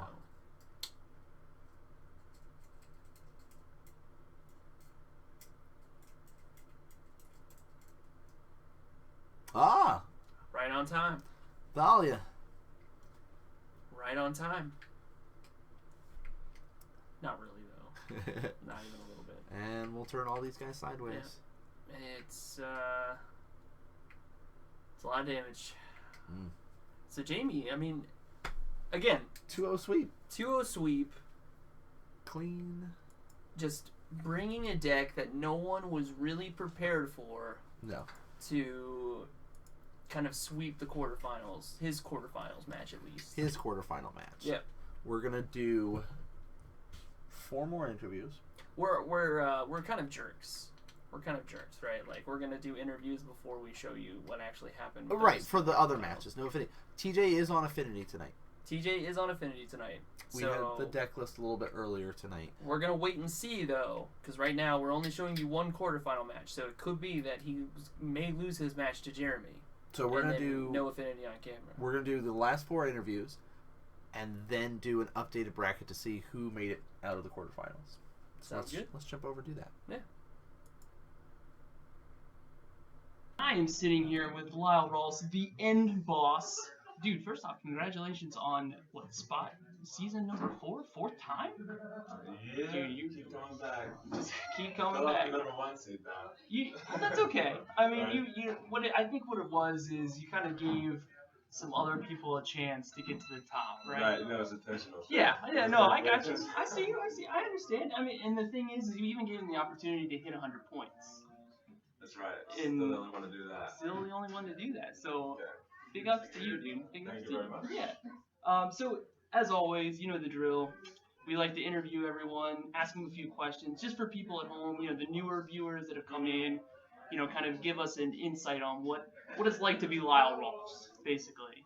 I'll play Magic a lot. Yeah. So I started in the summer of '94. Okay. You know, so I was revised. Anyways, a super casual player until about 2011, I guess. I came up to Virginia and started playing FNS regularly. Nice. That's when I thought, this would be fun and like really just a fun Yeah. Yeah. Cool. And so let's talk about more about your like kind of what your interests are when it comes to Magic. I'm gonna hop around here. So. Alright, You ready sure. for it? Yeah, you ready for it? So what has been your favorite set to play? And we'll start with maybe like draft. I don't know if you're a big drafter or not.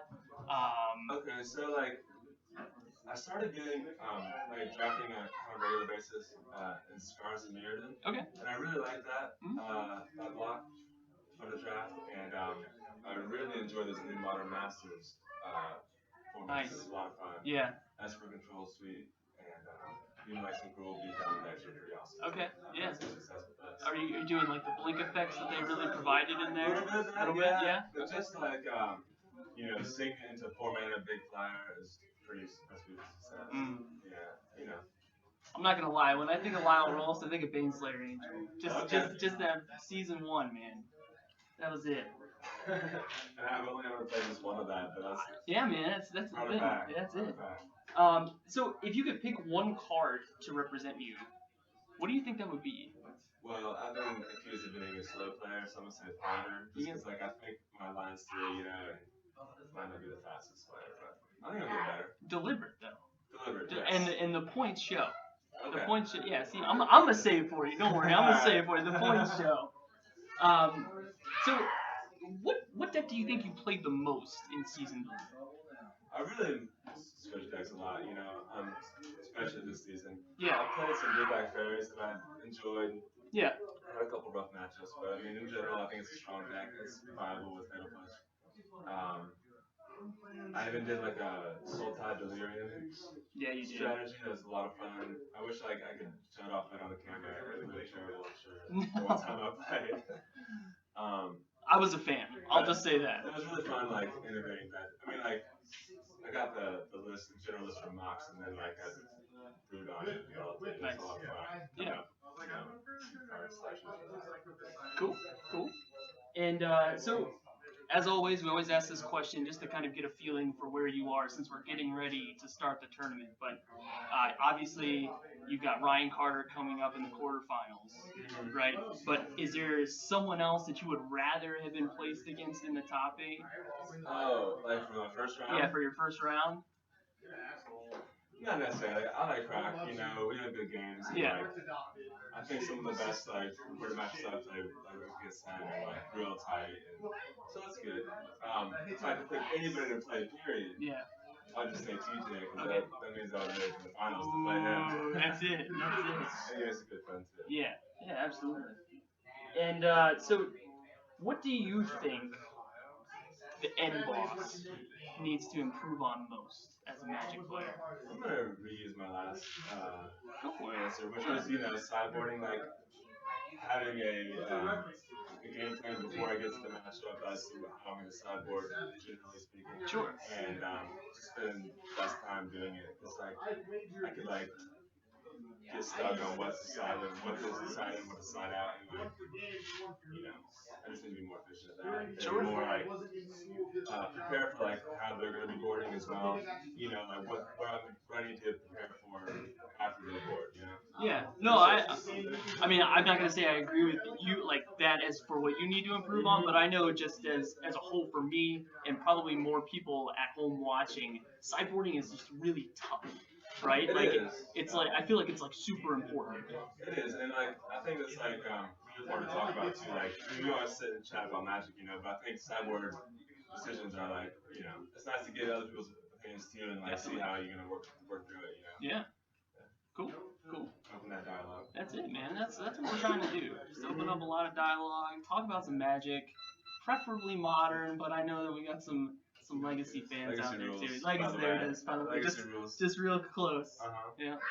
The moderns are real heavy for me right now. It's like a lot of good stuff to say about modern. Yeah. And I think they've done a pretty good job of like introducing playable modern cards to these new sets. And I think that's all the format really needed, and not banning stuff, just to keep it as a healthy, diverse format, and it could have been kept as a puzzle format, in my opinion. Oh. Judging because of like, you know, where they introduce new cards and how they affect the format. Yeah. Well, sweet, man. But you know it's coming up on that time.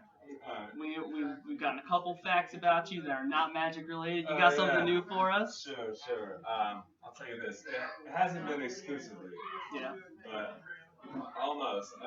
I've been, just about the sole provider of hand soap to comic book food. Wait, what? I bring in like large bottles of hand soap so we don't run out. Because we won't run out if I don't do it. Oh. This is my concern face, by the way. No one at home can see it, but hopefully they can hear it in my voice. Sorry, I showed it. Yeah, that's another thing about me. That's a good one. I work in healthcare and I'm real like SCD and, Well, it's very important. It is, yeah. You don't want to sit across from someone and have them, touch your cards, right? And then they didn't wash their hands. So you're doing the shop a service, which I appreciate. By the way, yeah. You're welcome. I'm gonna have a talk with Trip after this. Looking out for us. But dude, thank you again for the interview, and best of luck in the season 4 Invitational, and hopefully we'll see you at the top. I appreciate it. Yeah, nice to be the first 2 times there. There you go. Thanks a lot. Absolutely.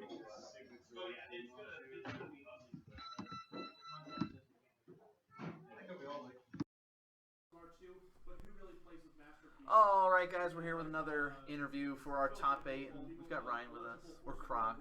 I feel weird calling you Ryan. Like we do that during all the broadcasts, but you're Croc. So congratulations on making the top 8. Thank you.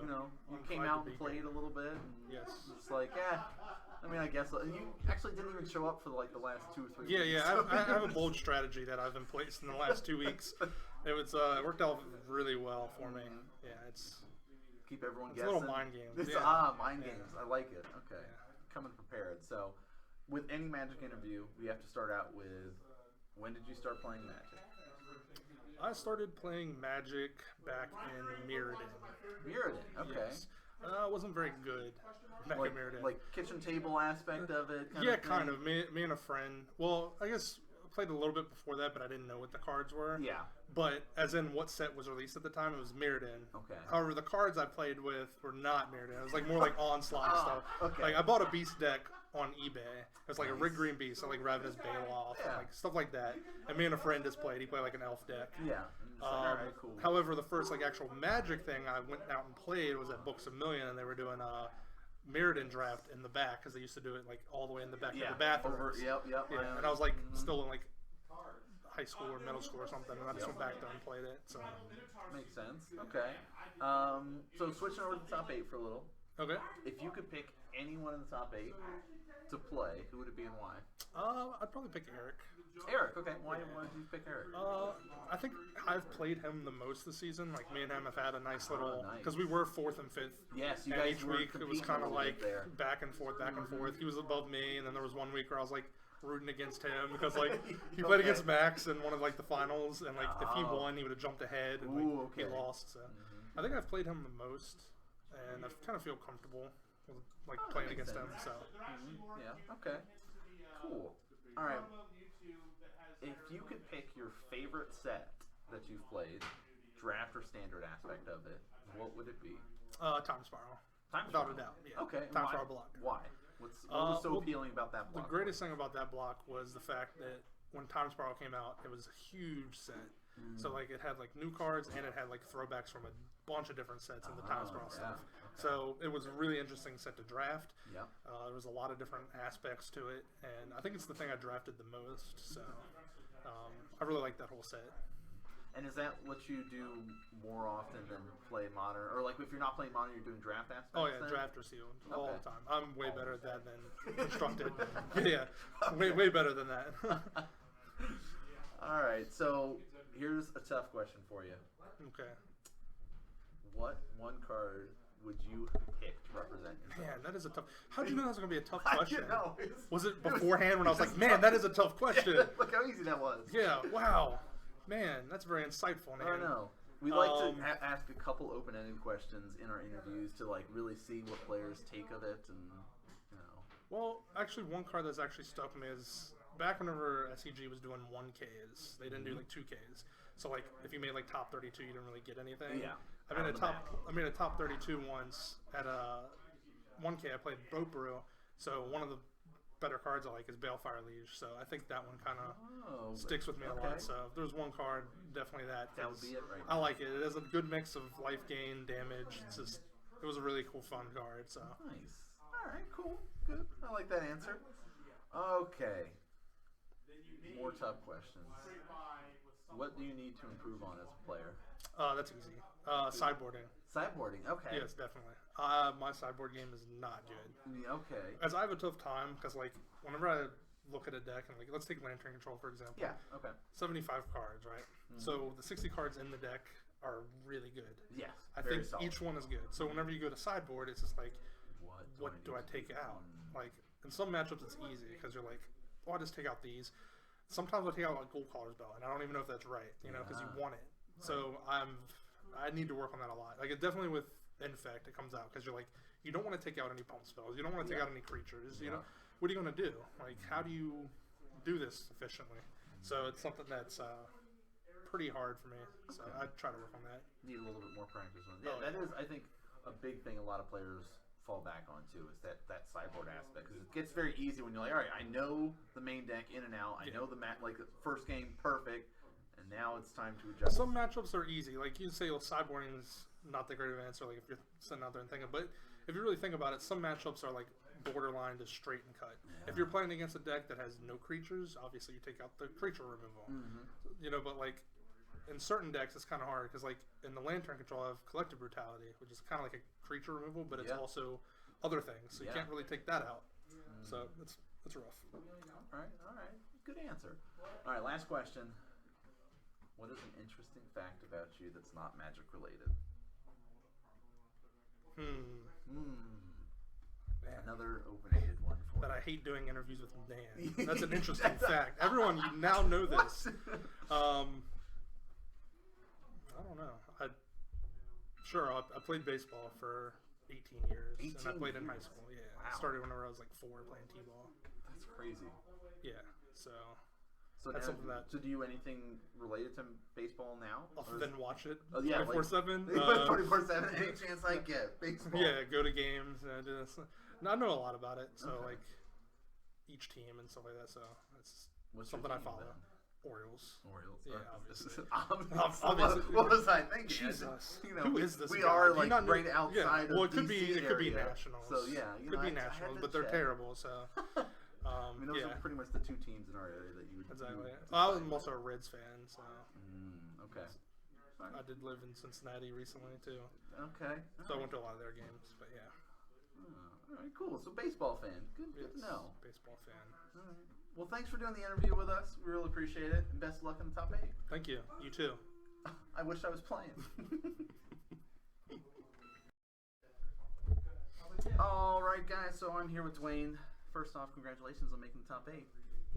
You've been like very close the last couple seasons, but real life has kind of prevented you from making it in, essentially. Yeah, it's work. I travel for work. Yeah. So there is a down period that I have that I'm not traveling. So I had to figure out, okay, what season can I? Yeah. So this season here, I'm like, ooh, perfect. It's all I might have to travel 1 week. I can do this, you know. I mean, so next season I won't be able to because I'll miss 4, maybe 5 weeks. Ooh, okay. But you never know. I mean, the one season where if I didn't miss the 1 week because I was sick, I could have just came in and sucked it up. Yeah, I could have probably made the top 8. So I'm going to keep that in mind. But there's going to be one season where I won't. Yeah. Right. Well, it happens. But I mean, this time you got like 2nd place, I think. Yeah. The official placement for it. So awesome. Thanks. I've been playing lots of different decks, but with our Magic interview, we have to start out with, when did you start playing Magic? 1993 when the game came out. Really? Okay. So one of the classic, playing it back then. Have you enjoyed the progression of Magic since the start? Since you've been playing it since the beginning? Loved every moment of it. I mean, it was one of those things where the guy owned a comic book shop in upstate New York. It was in a mall. Okay, I forget the name of the mall, so forgive me, because it was a long time ago. And he goes, "Hey, you guys are interested in card games? Because we played Dungeons and Dragons. Yep. You know, upstate New York, we're getting a lot of lake effects now, so you did other things during that time frame. So we're like, yeah, we'll give it a shot. We were addicted. I mean, we're the first ones to sit there and say, oh my God, Chaos Orb, if this card hits your thing. So we would tear it up into little pieces and throw it in the air. You know, I remember like, oh, who wants to play with these stupid Moxes and Lotuses? You know, just kind of trading them away, or not even trading, just kind of giving them away. Or we played with the original anti-rules. Yeah. You know, and favorite card that came out. My favorite card that came out that I pulled that I loved playing was Time Twister because it was so wacky at the time. Yeah, yeah. You know, people like the dragon, and you know, you look back when the game came out and you're like, I wish I kept half of these cards. No. The amount of Chaos Orbs we tore up was sad.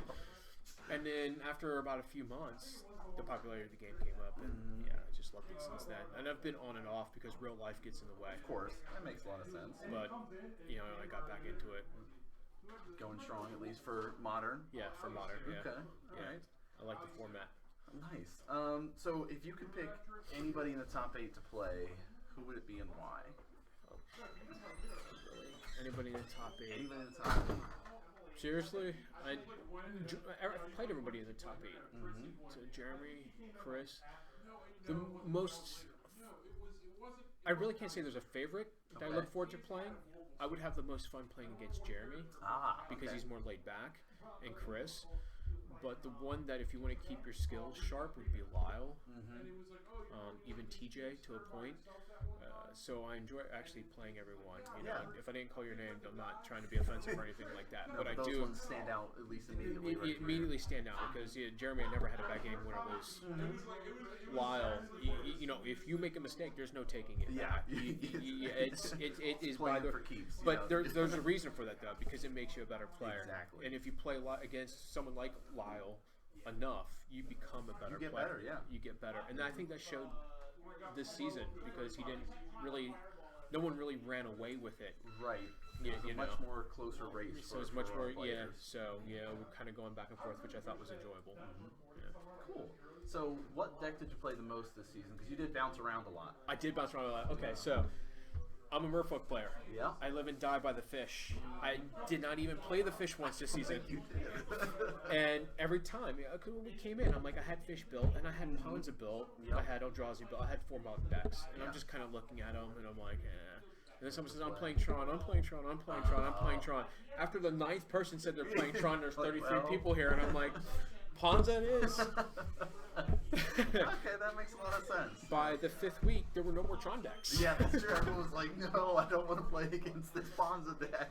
So everybody I ran into, I played either Tron or I played Biscuit against his Grixis deck. Oh, yes. 2 or 3 times, and he was just like, I'm not having any of that anymore.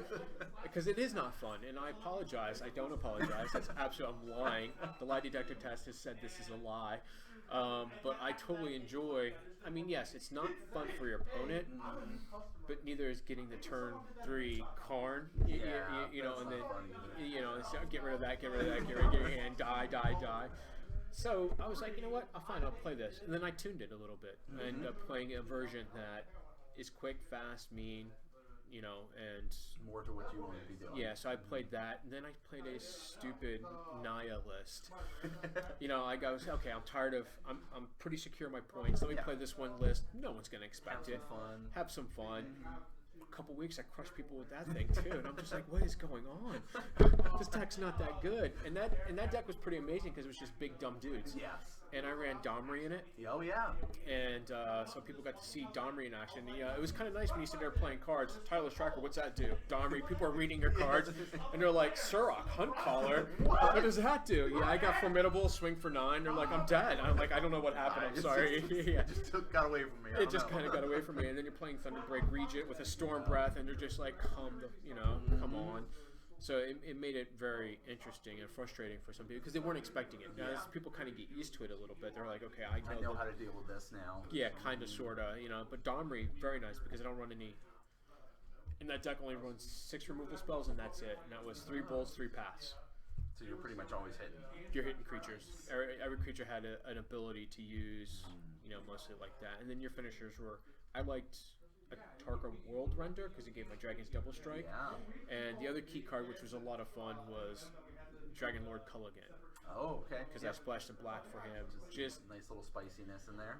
well, it's haste. He gives your other creatures haste, but if you cast a creature or a planeswalker spell that you have in your graveyard, you take 10 damage. I won 2 games like that because people don't read cards. Yeah, right. Dragon Lord Culligan, swing for 6. Okay, fine. Play Karn, lose 10 life.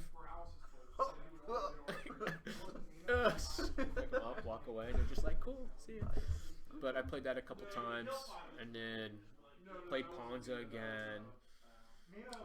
Tooth and Nail once, because I do have the Tooth and Nail. So, like, I guess with that shell, Tooth and Nail shell. It's like the red-green colors are where you want to be playing, essentially, right, for this season. That's where I ended up. So when I was building the decks and kind of moving from there, I'm like, I have the red-green shell ready. So the cards like Arbor Elf, Utopia Sprawls, you can kind of move things around. So you had a lot of decks going back and forth. I stuck with Red Green Ponza for a bit, and then I played it last week. Week 10. It's week 10. Yeah. Week 10 because I thought it was hilarious. You know what? I need some more points. I didn't even need points. I just felt bad for everyone that played against. It was a Tron deck, Croza, or Boggles, or anybody else that just hated it. All right, so moving away from the Invitational for a second, what has been your favorite set to play? Like thinking about draft or standard aspect. The one set that really got me going, there was a couple because I've been playing on and off for so long. So I missed the money block, which would be World Wake and all those, and when those fetch lands. So I left the game before then. I came back afterwards. But my favorite, for whatever reason, I really loved Ice Age. Okay. And Alliances, Force of Will. That whole area. Decks that kind of came out from that were a lot of fun. I mean, my first tournament deck I played with was Ernemgeddon. If you don't know what it is, it's fine. Over my head. Ernum Djinn, he was a 4/5 creature for 4 mana. Okay. Kind of cool, but his ability was he gives your opponent's creatures Forest Walk. So you're playing like 1 Sylvan Library, 1 Winter or Zuran Orb, excuse me. 1 Balance because that's what you were allowed. 4 Armageddons. Nice. Destroy all your lands. Yeah. And you fast mana everything out. You play Ernum Djinn, Armageddon, boom, blow up the board. 9 times out of 10, decks were a little bit different. So I went with an aggro control deck, and I always kind of stuck with those type of weird aspect decks, which I guess kind of shows in what I kind of play now sometimes. That makes sense. But yeah, so I've been Ice Age Alliances, and then Ravnica, when that set came out, because I wasn't getting back into Magic, but I saw it, and it was the appeal of. That was a really cool set. Yeah, and I was just like, yeah, I'll give it a shot, because you had the new duels. Yep. I was kind of like, yeah, I'll get back to it, and then I was just like, oh shit, I'm back in. Yeah, I'm sucked in again. And then I left for a little bit, and then when I moved to Winchester, when I moved to Winchester a few years back, I stopped in the shop, and I'm like, yeah, I'll play Magic again, and I haven't left because you guys have a good environment here, so it's hard to leave. Yeah, we suck everybody back in eventually. Yeah. All right, so if you had to pick one card to represent Stormbreath Dragon. Stormbreath Dragon. Easy. Easy. I mean, when that card came out in Theros, I was just like, oh, this card's really cool. This is everything I want to be doing. Well, it's not that. It's one of those creatures, when you look at a format like Modern, okay, and yes, I mean, yes, you want the fast, efficient cards. I get that. Your most powerful cards are arguably Thoughtseize, Lightning Bolt, and Path. Lightning Bolt, not so much anymore, but Path is still a thing. Yeah, it's very prevalent. Yeah, and when I came into playing Magic, when I moved here, Jund was probably the more popular Modern deck at the time. Jund and Splinter Twin. Yeah. Okay, so you had to have Path. You had to have those things to stop those certain decks. You're like, oh Jesus, this is stupid. But Stormbreath, I mean, haste, flying, protection from white. You can get out there when you need to get out there. Monstrosity. I mean, if you have the right deck to build a shell around him, he will do work for you. I mean, in the land destruction shell, he will do work for you. I don't care. You got that 1 plains open. Not gonna affect me. Yeah, nice path, buddy. Or Nahiri, that's another funny one. I have Nahiri, that's great. I have Stormbreath. Yeah. Oh no. Johnny can't touch him. Oh yeah. Right? you have to have a Wrath effect. Not many people play Wrath effects. True. So Cool. Oh, all right, good choice for that. All right, two more, maybe a little bit more difficult questions to round it up. What could you do to improve as a player, or what do you need to improve on as a player? Improve upon is drafting. I suck at that one. I never really got into it. I never really. Drafting is tough. That comes with practice and knowing the set beforehand. Before when you used to do drafts, you had no idea really what was in the set. Right. And just show up and open cards. Oh, let me read all these cards and figure it out. And on top of that, sets weren't built with draft in mind. Yeah. Okay, so draft was a hard format to play, so it was very frustrating because you had draft and sealed, and it was luck of the draw at that point in time. So it would suck when your seal pool was absolute garbage, and your opponent you're looking at and you're like, holy Jesus, it must be nice. It must be nice, and then the cards aren't set up that way. So now Wizards have done a better job of obviously designing sets for draft in mind. Eternal Masters, the Modern Masters, that limited aspect. So it's more enticing and more appealing to play, which is nice. But I need to work on my draft. Okay. And makes a lot of sense. As a player personally, if it's going on too long, a game, my mind tends to go that way. Oh, you get a little distracted and start wandering a little bit. Yeah, because I'm like, okay, I'm bored. Yeah. Okay, draw, go. And then you miss something simple. Yep. And that really kind of ruins it for you. So I gotta stay more focused. A lot of it though is because I'm up at 4:30 in the morning. Yeah. And by 10 o'clock, I'm at like, night, you're just like, ugh. No. What's that do again? And you make stupid mistakes. Yeah. So yeah. That makes a lot of sense. Yeah. All right, last question. What is one interesting fact about you that's not Magic related? Interesting fact. I don't know. God, that's weird. How does one answer a question like that? We leave it as open-ended as possible so you can interpret it how you want. Interesting fact. It's not really an interesting fact. People don't understand that I'm 42 with a family. That blows people's minds half the time. Yeah, I can see that. But that's not interesting fact.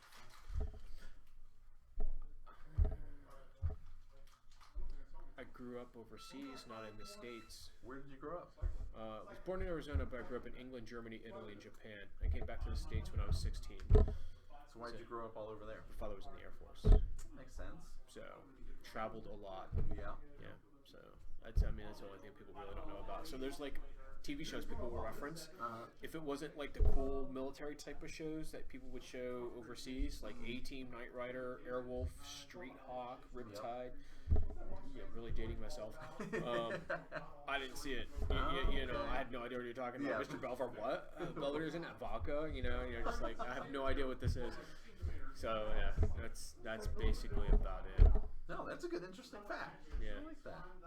Cool. Well, thanks for doing the interview with us. No Best worries. of luck in the top 8. Hopefully a new player gets the champion again.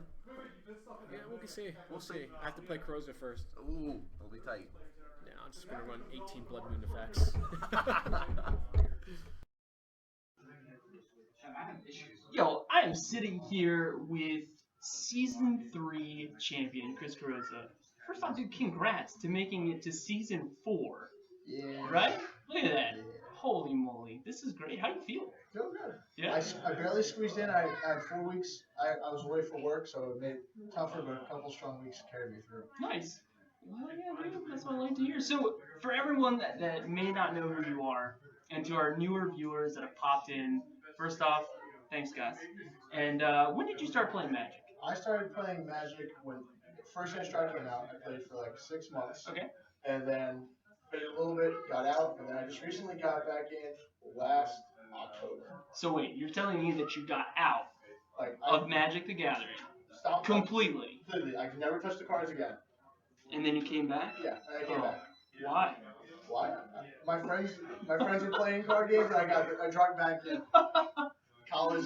I'm just kidding, guys. Magic's fine, except for your wallet. Okay, so if you had to choose a favorite set to play, obviously I'm not going to say you've had a smaller gap than some, but if you had to pick, I don't know if you're a drafter, if you've always done constructed. Always constructed. Always constructed. My draft skills, you can fit in a shot class. Okay, nice.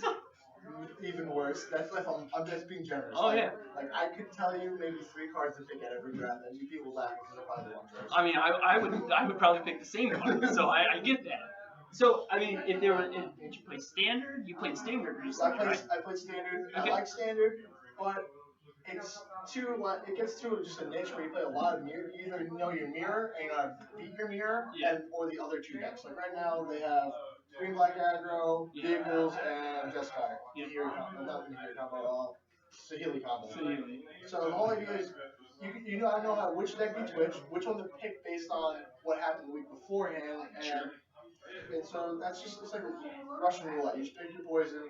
You go in. If you pick good, you do well. If not, it doesn't matter. Like modern is a lot of fun. So is legacy. So legacy, I have a lot to learn because I don't read cards. 1 and 2. There's a lot more cards in legacy. There's a lot more cards in legacy. I don't know. I barely know the modern cards. So all right. Legacy is an even bigger pot. That's fair. That is fair. So to kind of stick with the theme about you. If you could pick one card to represent you. Chalice of the Void. Chalice, wow, just out of the gate, Chalice of the Void. Why would you pick such a rude card as Chalice of the Void? You either beat it or you lose it. And I always like playing big dumb things. And I don't get to play big dumb things if you're playing a whole bunch of 1-drops. I don't get to do anything fun. Yeah. So I tell you, you get to wait for me to play things. Sure. Then you can react. Oh, okay. Got it. Okay, so everyone at home, Season 3 champ. Potential Season 4 champ. Pick Chalice of the Void. Okay. Their chat's gonna blow that.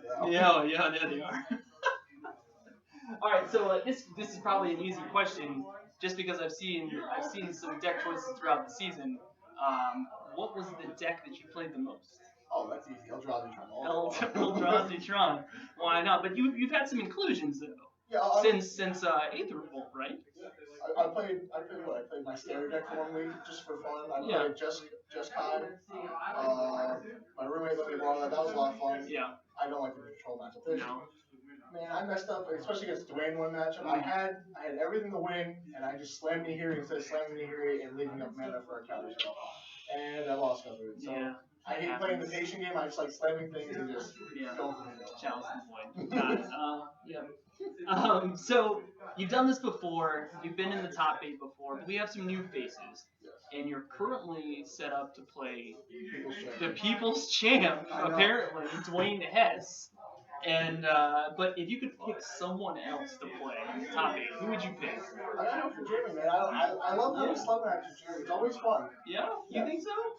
Because it's no matter what, some people get salty if their deck doesn't react right, or they're like, oh, you top deck the best card. Jeremy will literally just go left, like, okay, cool, good card, or like, either way, it's a fun game no matter what. Like, even with Dwayne, it's the same idea. Like, there's gonna be a fun game. I'm gonna have a blast. That's it. I don't have to worry about super like, oh my god. Like, when I play against Lyle, that's like he plays super hard, super tight, which is awesome. But I am like sweating bullets, going crazy. Where everyone else, like the other guys, I'm like, oh, okay, yeah. If I mess up, cool. Yeah. I messed up. I mean, obviously, you don't have to worry about Stormbreath Dragon, so yeah, that's fine. I get it. I understand why. Yeah. Hey, you know how many weeks he stopped me with Ponza? Just so everyone know, Ponza is terrible against him. It's not fun. For you or for them? For them. Oh, okay. Because they make me feel like I do to them. So. Yeah. So, kind of getting back on track here. I know that we've kind of delved off. It's been fun. But if you could pick, we already did that. What do you need to improve on most? This is why I shouldn't have canned questions. What should I improve on most? Yeah. As always, read the magic. But see, what was it last time? Read the magic. Was it read the? Oh, come on, Chris. Was it read the magic card? Yes, it was. I said last time. Goodness. But hey, I've gotten better on my challenge triggers. Yeah, that's important. I'll give you that. That's important. I think I went back through the video. On camera, I missed like 23 chalice call triggers. You didn't actually count, right? Like that was last season. This season, I missed 2. Oh. So it's gotten better. No, well, that is quite the improvement. I think just gave it Yeah, holy moly. Alright, so to round things out, dude, obviously you're a rude dude. Chalice of the Void is the card that you picked. But hopefully this interesting fact that isn't magic related is going to redeem you, at least in my eyes. No, it's okay. What do you got for us? Interesting fact, last year I told everyone I was a cheerleader, so Yeah. that's not new. Wait, what? I was a cheerleader in college, yeah. Oh, there it is. Interesting fact. I'm a mechanical engineer. You're a mechanical engineer. Nice, dude. That's awesome. How do you like that? By the way, this is just for me curious about new career paths. Go ahead. It's a lot of fun. Uh-huh. It was hard getting there. It's a hill, but after you get past the whole getting engineering degree, it's a nice work is fun and challenging, Yeah. but at the same time, it still makes you work for it. Yeah, I mean, you just got to go to China recently, right? Yeah, I went to China. Next year, hopefully, it doesn't interrupt me. Next year, I'll be gone for 3 months. Oh my. In Austria for training. Wow, good for you, dude. Traveling around. Play some magic in different places. Dude, Chinese magic cards. I could buy stuff there. The exchange rate is awesome. Yeah. And last time I went there, I could buy boxes for a dumb cheap over there. It's $7. Alright, well, call me, because we can work something out. But dude, again, congratulations on making it to the top 8. Hopefully, you can make it to the end, make it a double in a row. And back to back. Back to back? Come on, dude. Yeah, Yeah, just don't stick chalice on anyone. Oh yeah, that would suck. Oh man, I forgot to play chalice, guys. I'm sorry. Oh shoot. Oh darn it. Alright man, good luck. Thank you. Thank you again. Such a tool bag.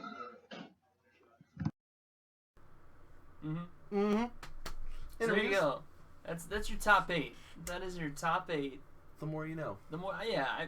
Alright, so we kind of talked about this for a second after we saw the Lyle interview, Nan and I. Yeah. But I might have to talk to Trev because we got to work on the hand soap situation. The fact that Lyle is bringing in the hand soap. Yeah. That's I was blown away by that. Yeah.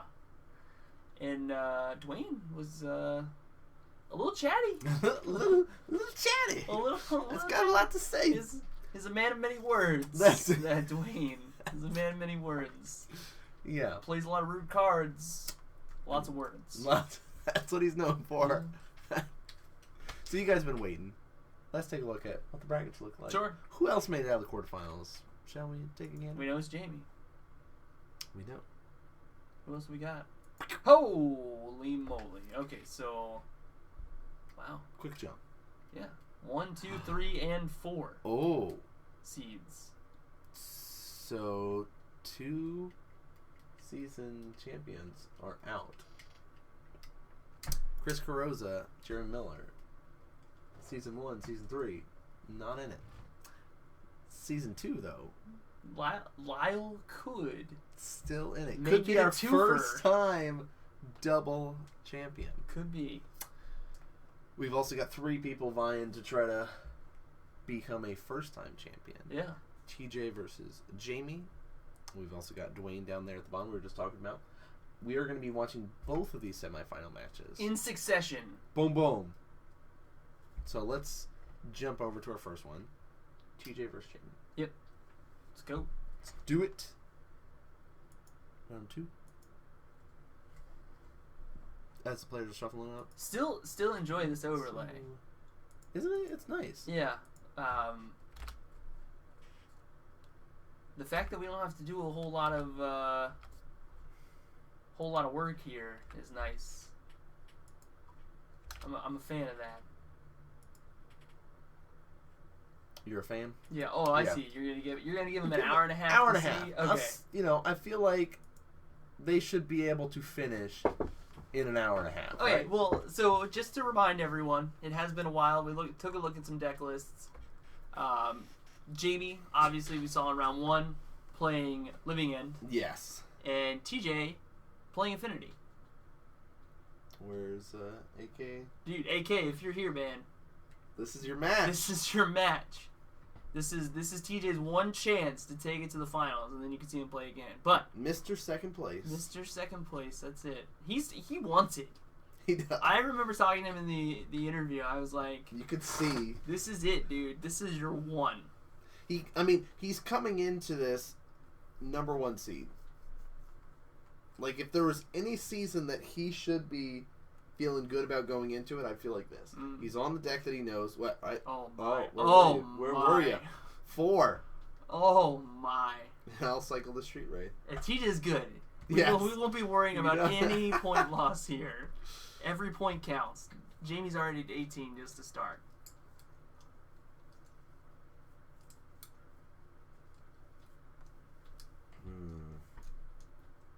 Swamp. You know that he's got Simeon. Oh. Simeon. Oh, what? Wow. Fulminator Mage. I was like, wait a minute. Get that guy out of here. Wow. Just. Now, he still has a way to generate mana because he's sitting there with a Springleaf Drum, but. Oh, a Steel Overseer. Whoa. Ooh. Look how quick. I mean, TJ is not. He is playing for keeps right now. He wants it before 10 o'clock tonight. That's what he wants. He wants the victory. All right. Arcbound Ravager. I'm feeling TJ's triggers. He's got a lot of different stuff going on. He's got creatures in the back. He's got creatures in the front. He's got his lands in the back. So I actually like the setup right now because it's like, all right, creatures in the back have activated abilities. So I want to make sure I'm using that. All right. Creatures in the front are the ones I'm attacking with. Okay. That's that I understand what he's got going on here. I'm glad you do because it seems like maybe he's taking a page out of Jamie's book. I'm just gonna put stuff everywhere. Yeah, it doesn't matter where, doesn't matter who. They have it. All right. Now we're getting somewhere. And enter scoop phase. Yeah, I mean, there's not much he could do. TJ just able to power it out. It's been less than 3 minutes. Wow. TJ's got it. What a game. He's on it. What a game. All right, so would you like to read Jamie's sideboard again, or would you like to read TJ's? I'll read Jamie's again. Okay, all right, go ahead. Let us know. Because I figure I'll stick with him. So again, rocking out the living end, so he's got a lot of the same cards over and over again. So 2 Fairy Macabres, 3 Ricochet Trap, 3 Brindlebore, 2 Ingot Chewers, 2 Shriek Maws, 2 Dismembers here. So Brindlebore, I actually like. Cost 3 for, I think it's just a 2/2. Sack it, game 4 life. We got a card bot. You're right, we do. I'm pretty sure. I think you're correct. He's definitely a life gainer. Yeah.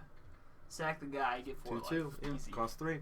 So that's a way to help mitigate some of this burst that's coming at him, and it's a way to put a creature in the graveyard for later on kind of thing.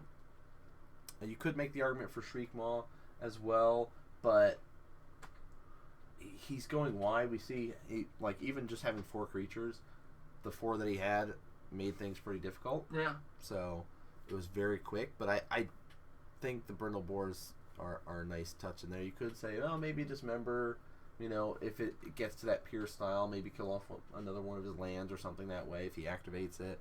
So, but I like that style. What about TJ, since he's got so many different stuff? Yeah, TJ's slew of 1-ofs, couple 2-ofs. He's got 2 Ancient Grudge, 2 Stubborn Denial, 1 Pithing Needle, 1 Grafdigger's Cage, 1 Gear per Aether Grid, 1 Ensnaring Bridge, 1 Dismember, 1 Whip Flare, 3 Chalice of the Void, 1 Spellskite, and 1 Blood Moon.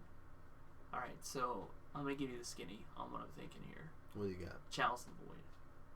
Okay. Dismember. Okay. Ensnaring Bridge. And Stubborn Denial. I don't know about Chalice. You don't know about Chalice? Because it doesn't stop cycling. It doesn't, but if he plays it on 3... But that's a lot of mana to get up to 3. He'd need 6 mana to do... Oh, fair point. Okay, so... But I do like Blood Moon over Chalice. Because some of his... Right, okay. Like, he needs 2 colors to cast any of his Cascade spells. Right. Blood Moon. And Blood Moon shuts down all of that. Alright, so Blood Moon. So that could be something that he could bring in. Dismember, Ensnaring Bridge, Stubborn Denial. I'm fine with that. I love Stubborn Denial as a counterspell. Yeah. I think it's super strong, especially in the Affinity deck. It's easy to get a creature above that 4 power to trigger Ferocious. But no, I personally think that if he wants to stay quick, maybe just go 2 Stubborn Denial, 1 Ensnaring Bridge kind of thing. Oh! Oh, you're right, because it's a Cascade spell into a 0 cost because it's a suspend card. You're right. You're right.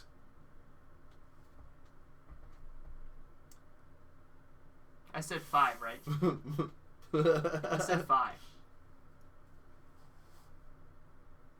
Wow. Okay. Wow. Yeah, he's playing for keeps. That is a turn 1 play. Mm-hmm. Hey, Jamie, what you? Oh, you're gonna go to 18? Bingo. I'll lose some more life.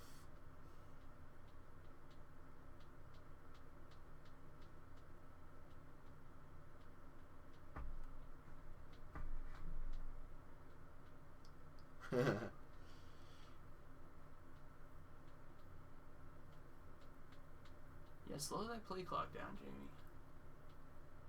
It's almost been 10 minutes. Wow. Getting Forest here. That's smart. Maybe worried about yeah. Blood Moon. Blood Moon's definitely a thing. Isn't there a cycler for a particular color combination? Oh. Yes, there is.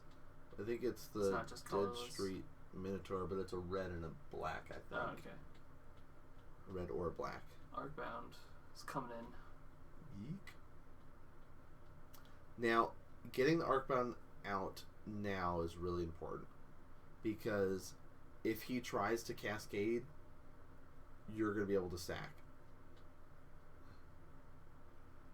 Dismember? Dismember. Mm-hmm. I'll lose 2 to do that.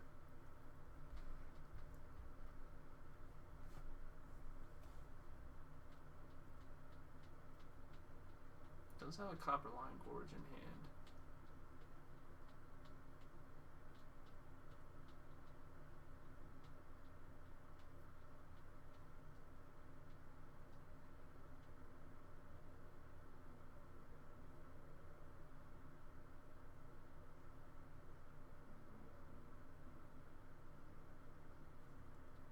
Alright. Combat. So the modular trigger goes on to the Memnite there. Swings in. Goes to 9. Okay. Yeah, it takes 5 that turn. Yep. Gets a 4 off of the cranial. Alright.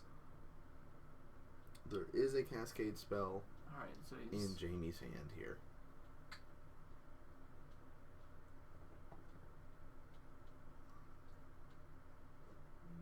Here we go. Violent Outburst. Yep. There's not that many creatures in the graveyard for Jamie. I think there's only like 2? 1? Oh, only 1 so far. But it basically is just saying, hey, I need to shut you down. I need now. to protect myself, slow this game down. There it is. Yeah, I think it's just a Street Wraith. Wow. Arcbound's gonna come back though. Yep.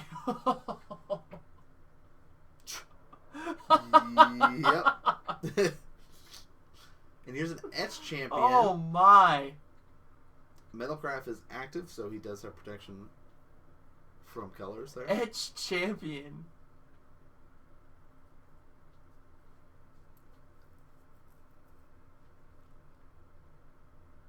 I think it's a one of in his deck tonight.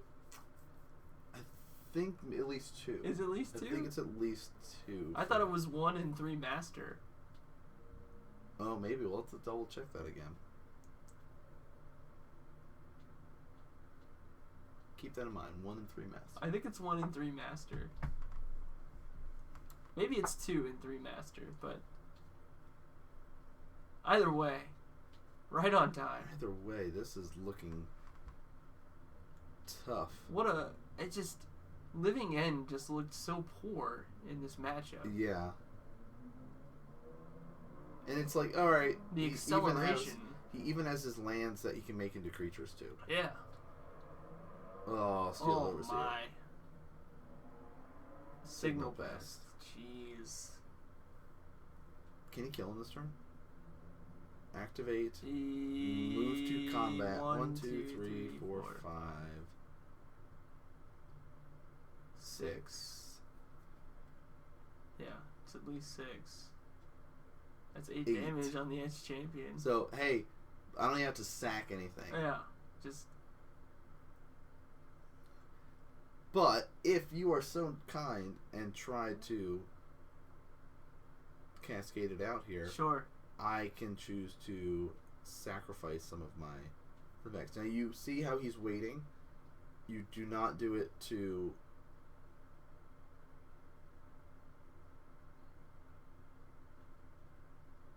Yeah, he's got to wait until it's like, can't do that. There's living in. Wait to... If he goes, okay, I'll try to cast it. Right. In response to the cast, then you can be like, alright, Zach, boom, boom, boom, boom, boom.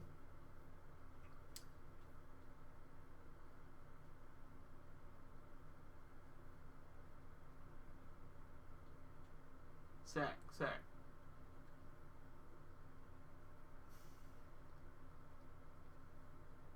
Look at all these guys I get back. Yep. You got one guy back? Who's playing Living End right Oh now? my. Got 5 creatures back. And he is way dead next turn. There's so many flyers available. Steel Overseers available. Cranial Plating's available. This is... What a... This... What a... Wow. Okay. This is fine. Everyone that's thinking about playing Infinity, please turn off this match. Wow.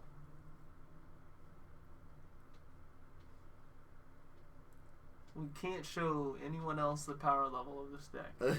This...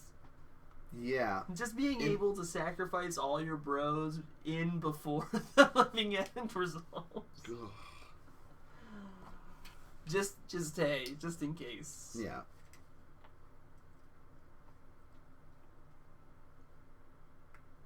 Oh, it is. Oh. So he sacked all this stuff. In response to the cast. Living in resolves, sacking, making all the creatures die. Modular trigger now is on the stack, but Living In has to finish resolving, bringing the creatures back.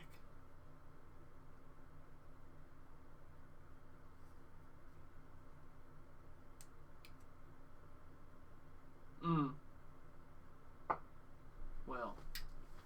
So he can place his modular trigger on this Edge Champion. Whew.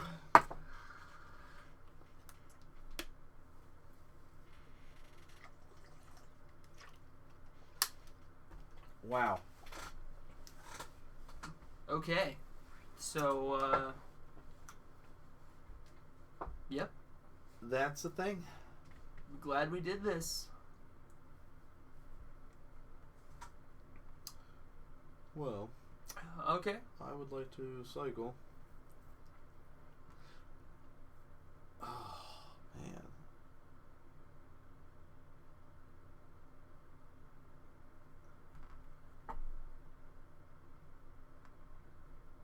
Now, that being said, this is not Jamie's go-to deck. Correct. Yeah, he was this doing is more of a meta call than a consistent deck.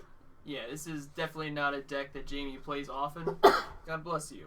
Thank you. Yeah, so it's definitely not an interaction he would see.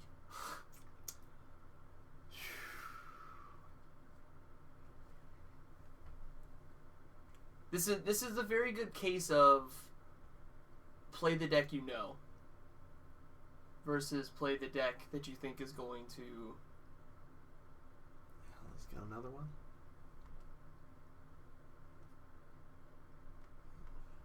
Even so.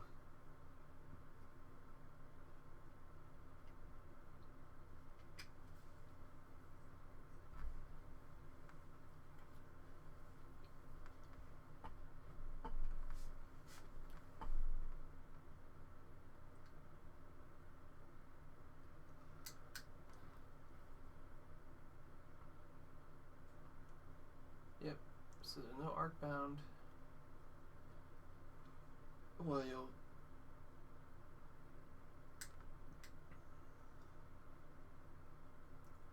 And he says, yeah, okay, I don't have any interaction with that right now. We'll just switch those again. Mm-hmm.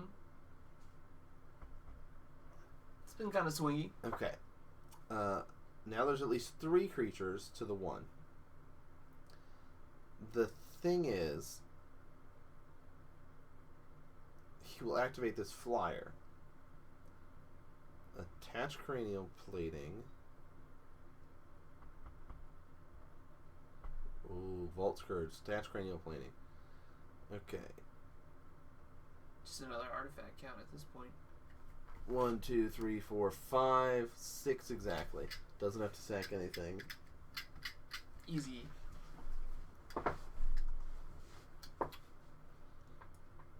What a game. What a game. That's That is not a fun matchup for Living End, I feel. No. I don't want to be playing that deck versus Infect. Or against Affinity. And yeah, manlands are still relevant. Yes, they are. And that's like TJ's talked about when he's done his deck of the ability for the deck to go wide and something happened. Now I can switch gear and just you go have gears. to be able to react. Yeah. On the fly. Yeah.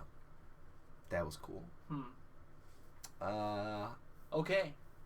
So TJ is in the finals. We have another semifinal match for you guys to enjoy. Yeah. Maybe it'll be longer than 20 minutes. Maybe. I think it was actually like not even 20 minutes. I don't know.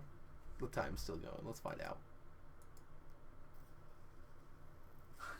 I just keep the timer the way okay. it is. Yeah, don't even worry about the timer.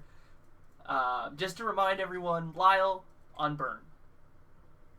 Naya Burn. He is on Naya Burn. Dwayne, Red Green Ponza. Red Green Ponza. I feel like it's gonna go either one of 2 ways. Either Lyle's gonna have a good time, or Dwayne's gonna have a good time. You know, I don't think there's gonna be much of a. Yeah.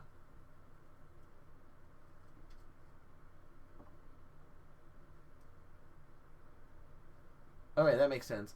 TJ is saying how he did intend to bring in Chalice to play on 0 against Cascade into Living End, just didn't draw it or need to mulligan aggressively since he had Ravager both games, which makes a lot of sense.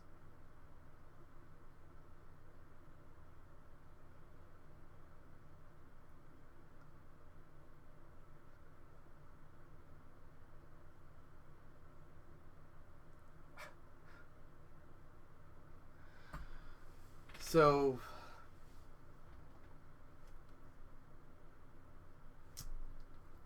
Lyle played against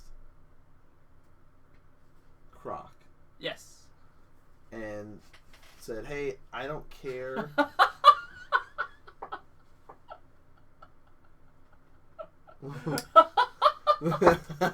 Please. That's so good. No. Yeah. He says, I don't care about your ensnaring bridges because I'm not attacking with creatures, really. I'm just setting some bolts and stuff at your face. Yeah. He does not need very many lands to function in this matchup. Like, throws down 1 creature, 2 creatures, rest burn spells at face. He can do really well. Now, the thing is, if he keeps a greedy hand and Dwayne's able to punish him for it, then, you know, he'll be in a good spot, being able to cut him off with specific colors if he's like, well, I kept these Right. green cards like Nicodle and a Tarkus Command, but now all my forests are getting blown up, or all my stomping grounds are getting blown up. We'll have to see though. So Eminem calling what's happening here. You see, the whole point is Dwayne wants to get Lyle to 0. Yes, there you go. As where Lyle wants to get Dwayne to 0. And that's how someone's gonna win. Yeah. Yep. So it'll be interesting to see who's gonna get to 0 first in this. Because neither game. player has an alternate win condition. It's gonna happen one of two ways. Lyle's gonna get to 0, or Dwayne's gonna get to 0. That's really fun. We got N Boss versus the People's Champ. That is nice. This is a story for the ages. N Boss versus the People's Champ. Now, if Dwayne wins this match, that means we're guaranteed gonna have a new champion. Yep. Because it's gonna come down to whoever wins this playing TJ in the final.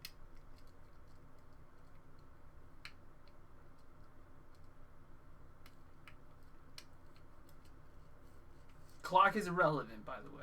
The clock. Anyone tuning in right now is yes. Clock is irrelevant. We just put it there to try to get an idea of how long it takes. TJ took 15 minutes. Yeah, which is what? And the bulk of that was one resolution. He finished one game in 3 minutes. 3 minutes, record pace. All right. Lyle's keeping 7. Dwayne's on 6. Forest, Arbor Elf, pass.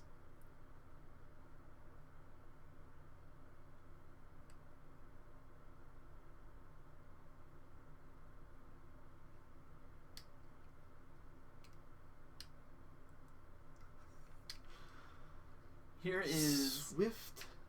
That is the brightest looking mountain I've ever seen. It strangely looked from a skew eye as a plains. And I went, Lyle, that's not how that works. That's not how that worked. Dwayne at 19 from a Monastery Swift Spear.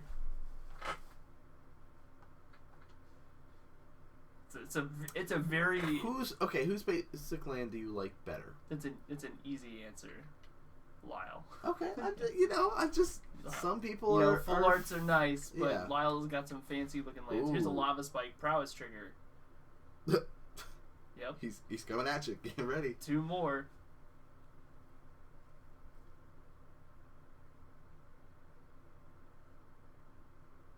Suspend it. Mm-hmm.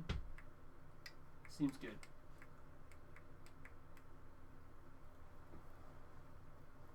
I forgot. Oh! They were sitting in the bag. So, I asked if it was relevant and it didn't seem. Here's a Utopia Sprawl. So, the Blood Moon is not very relevant in this matchup. No, not really. Fun fact. Yeah. Destroy one of your lands, I'll get forest. Yeah. Turns out it's a mountain forest. Just works out that way.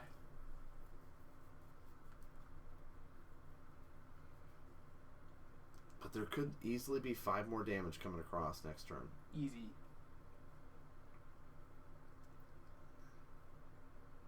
If I were to guess, probably more. I would assume there's more. Yeah. But there's guaranteed 5. Yeah. Pink. Trigger. Gets you for 3.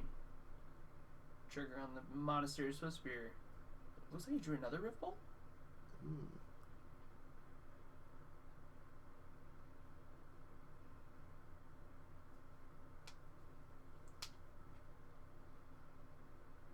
Guide.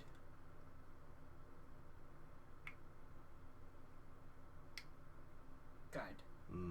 Okay. Goblin Guide. Trigger. Is a land. Freebie. 4 damage coming across.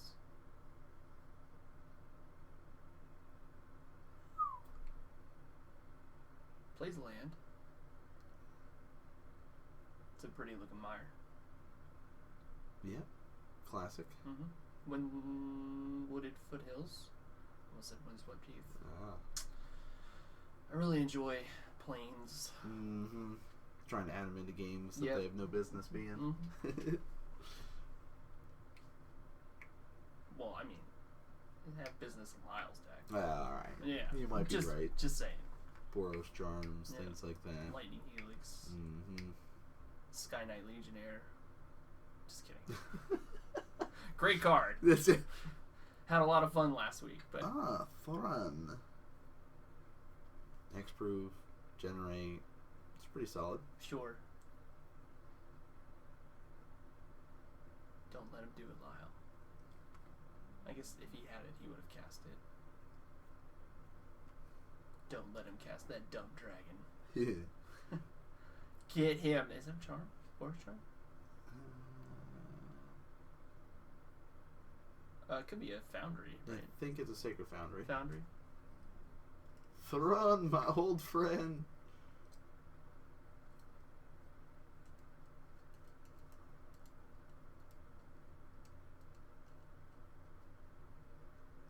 Looks like a skull crack in hand.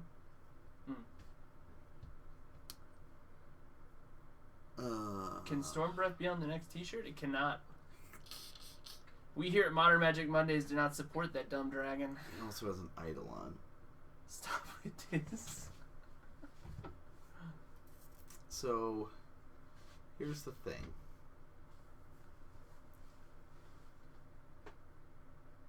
Also, no. Copyright. Yeah.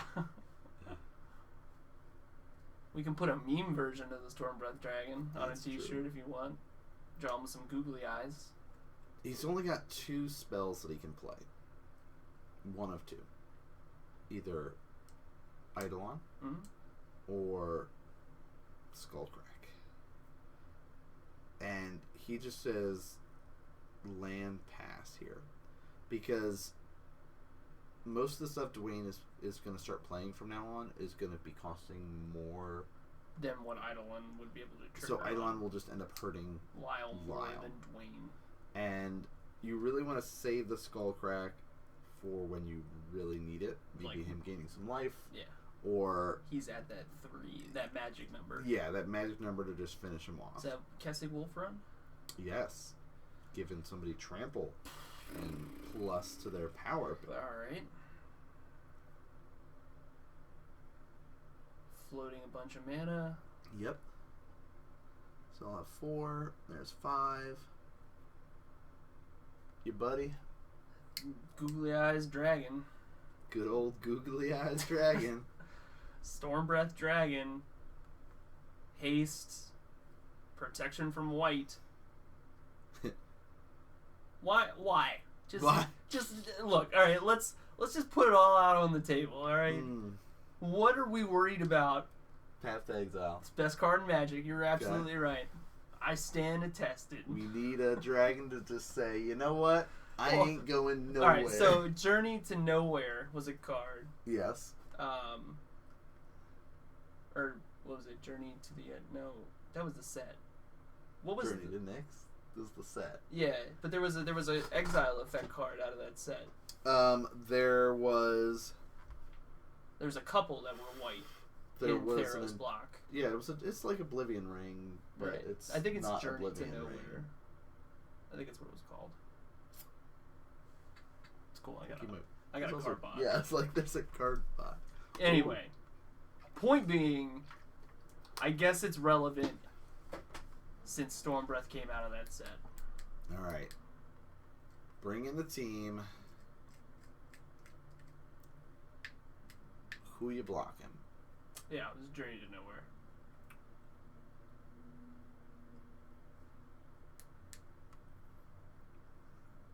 Is Hess on Ponza? He is on Ponza. Yep. He's just running that dumb dragon in his list.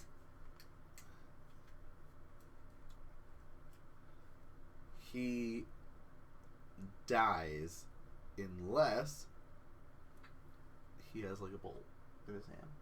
Who's that? Dwayne. Yeah. There's exactly 7 damage here.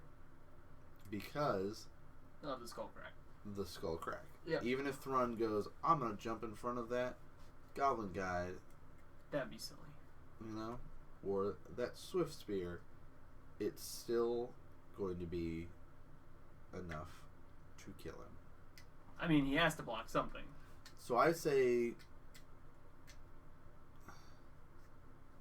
So here's the tough thing.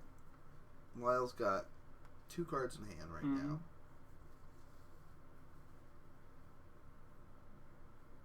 If it's a Tarkus command, he's dead no matter what. Yep.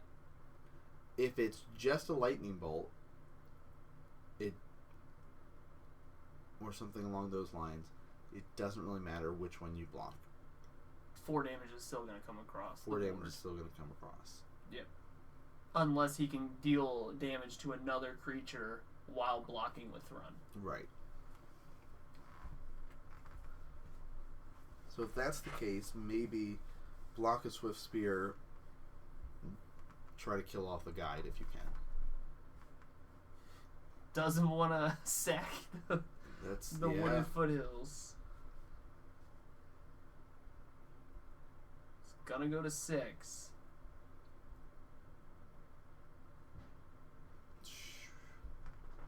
One step closer to dying.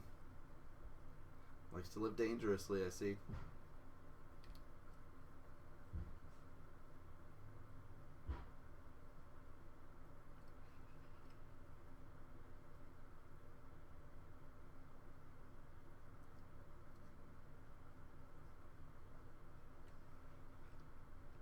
Let's see. Trying to think of his list of what he could be running.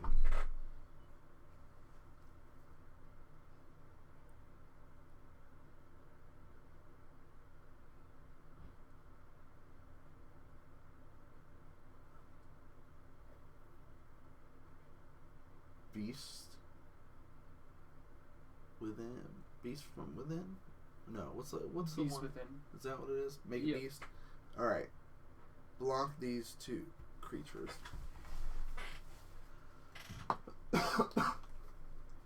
That's only 4 damage. If he skull cracks, or 5 damage if he skull cracks, puts him to 1. But if he does that, I mean, he's going to lose his creatures anyway. So do you just let the 2 go through and?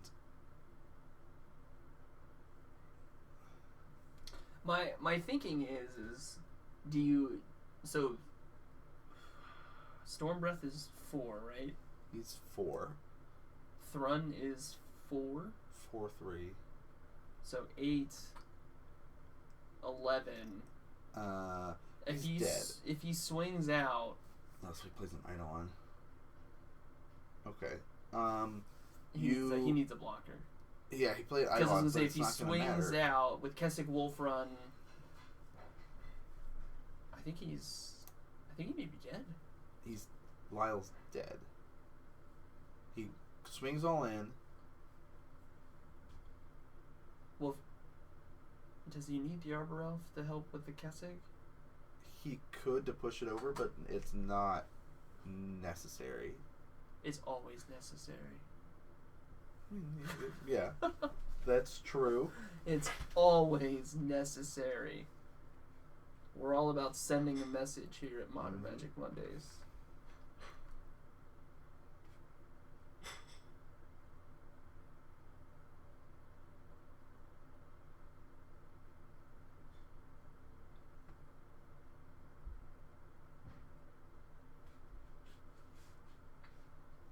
Monstrous on the Storm Breath Dragon. That is also a possibility.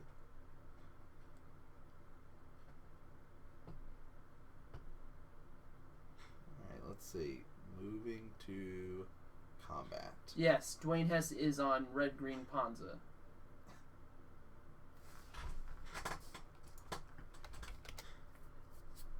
Oh, one's fair. I don't know if he's got audio on. True. So. Ah! Dumb Breath Dargan. Alright. Monstrous. What? You did the wrong dragon. Oh, Dumb Breath Dragon. I wanted to see what it was going to return. I was correct. Now I'll put the real card. All right. Declare blockers like so.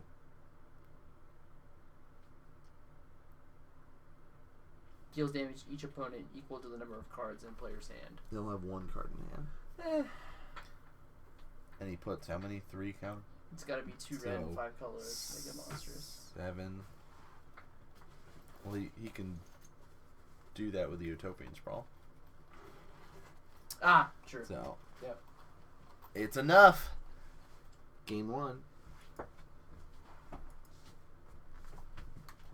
goes to Dwayne.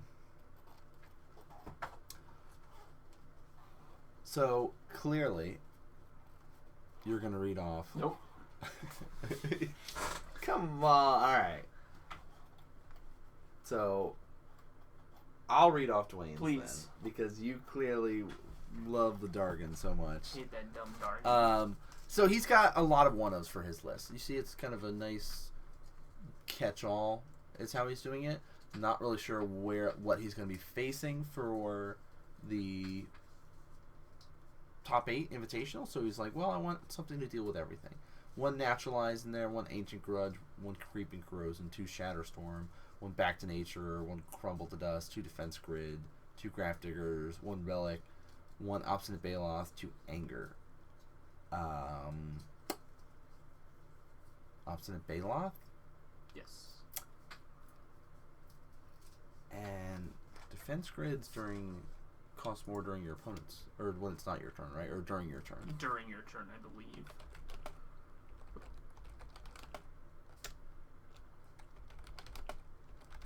That would be the only other thing I could think of. 3 more to cast during. Yeah, I mean, take out some of those Blood Moons for those, and those seem fine. I don't see much else in his board set up for this matchup. What about on Lyle's side? Lyle's got 2 Molten Rain, 2 Grafdigger's Cage, 2 Path to Exile, 1 Shattering Spree, 1 Core Firewalker, 1 Searing Blaze, 4 Destructive Revelry, and 2 Deflecting Palm. Ooh. Oh, yeah. So, I'm thinking 2 Deflecting Palm. I love that card. At least 2 or 3 Destructive Revelry to hit Utopian Sprawls, Blood Moons, things of that nature. Thing of that nature. You can make the argument for all 4, especially against this Ponza list. Searing Blaze is not a bad idea, and the Core Firewalker. You get a little bit of life gain in it. Yeah. Dwayne's also playing red. So I think I'm losing my edge. You do what you gotta do. Hey, Pokemon's great. See, there's an Inferno Titan. Yep, he does love him some Inferno Titan as well. Yeah, he could play that Titan. That's fine. Just get that dumb dragon out of there. Get the dumb dragon out. So, players going through, debating, deciding on what's the best next, course of action for this matchup, knowing that it's going to be Burn versus Ponza. The Ponza. Don't really know anything about the game. Only that you apparently have to catch them all. And that people will go to restaurants to catch them all. This guy. No, you just kind of sit at the restaurant and they come to you. Sit at the restaurant and take up... I'm a paying customer. I'm not taking anything up. Thank you very much. Whatever you say, friend. And it's going to be nicer, so you're going to see more people out playing Pokemon. I think you're just going to see them out. You don't have to necessarily say that they're playing Pokemon Go. What? Why not? Actually, I'm curious how much money they're making still off of Pokemon Go compared to where they were. Because they were getting millions of dollars every day when the game came out. And now, much less than that, I assume, but I'm just curious. Yeah. I mean, I think it's dipped a little bit. Yeah. I mean, I like that they're... Oh. Tall Zero. Yo, Thank you for the follow. Tall Zero, thank you so much, dude. Make it a little bigger. Just so we can see everything. We can adjust the font later. Yeah. Since we're making it smaller. That's a good idea.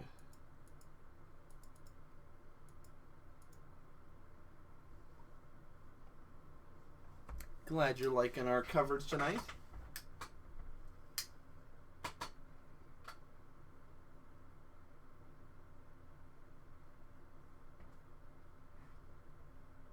Currently, Dwayne up 1-0. Players taking their time to shuffle up here. 48 minutes, not really on the clock. It's kind of our pretend clock.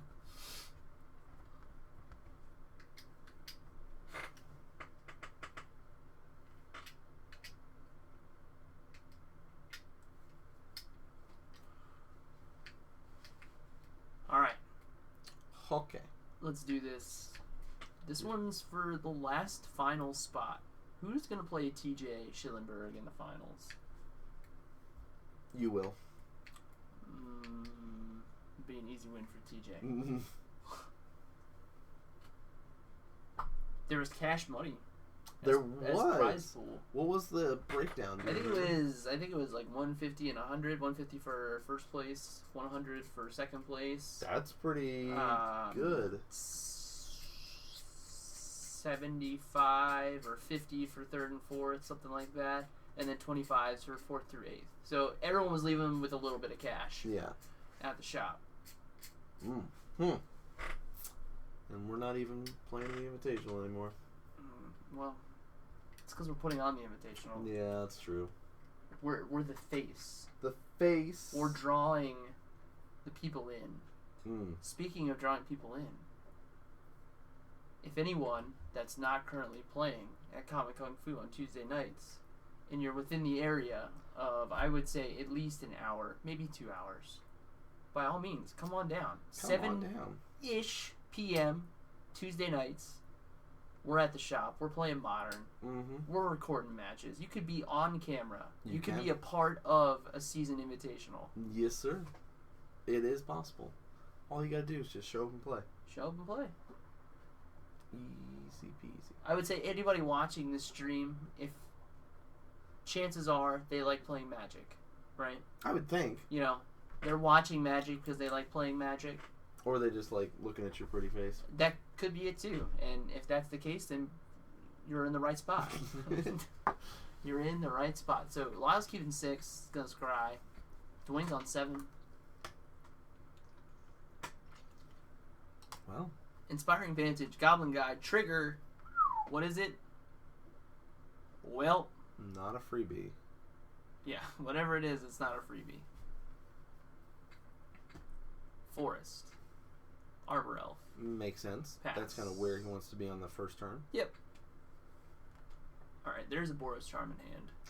Second Goblin Guide. Oh my. Double triggers. Sacred Foundry tapped. Here's 4 damage. First trigger.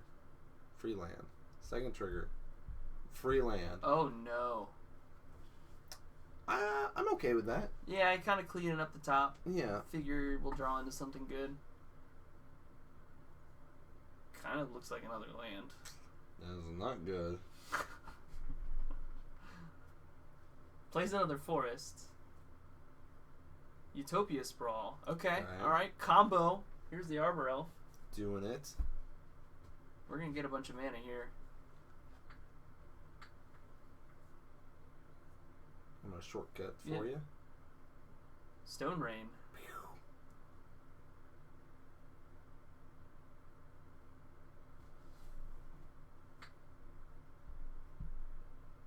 Lyle is playing for keeps. How quickly he's playing right now.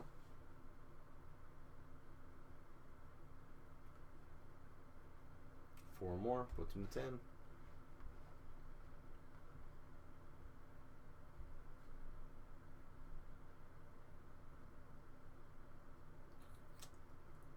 So, Dwayne's gotta start putting some boots on the ground. Mm-hmm. Yeah. I mean, lands are nice. But the damage is real. Yeah. 4, 5. Yeah. Hard cast bonfire.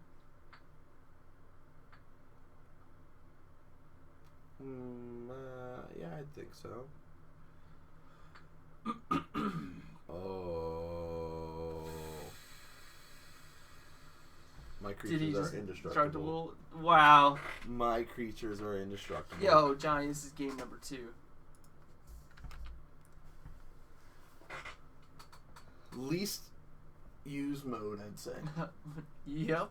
But very important there. Alright. 4 more damage coming across. Oh. Looks like Dwayne got another freebie. Yep. Okay. That was his 4th freebie? Yeah. Oh. No. Third. Still. And he shows, well, hey, you're at 6. Yep. You're 7. Let's go to game number 3. Wow. So, anything you want to see change, or? Okay, that's true. Double strike mode is pretty much useless.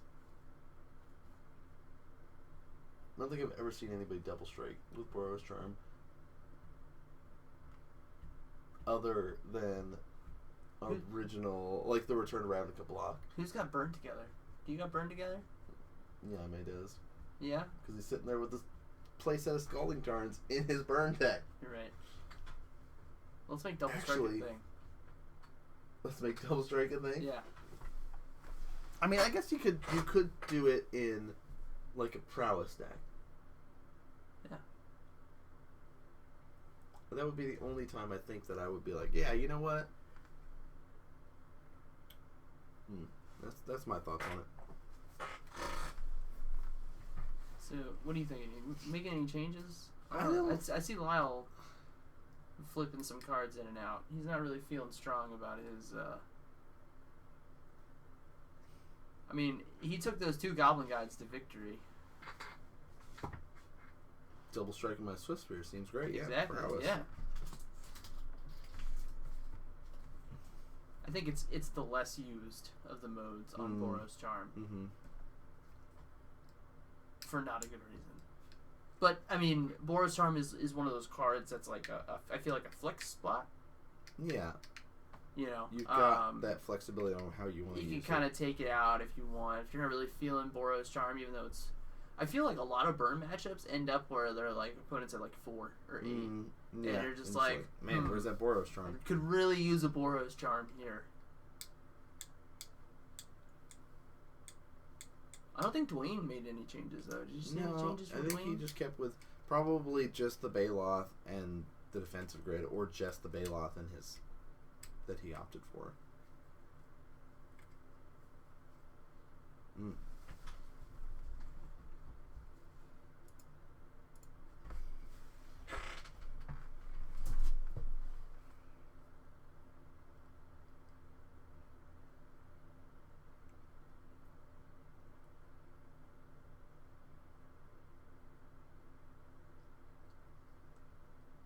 Alright, shuffling up. Getting ready to go.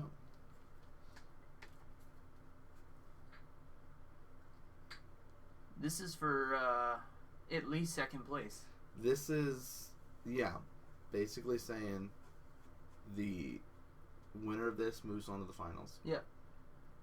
And if Lyle wins, he has his chance at a second championship. This is Lyle's got some stake in the game. He's trying to become he wants the to real be the end boss. That's it.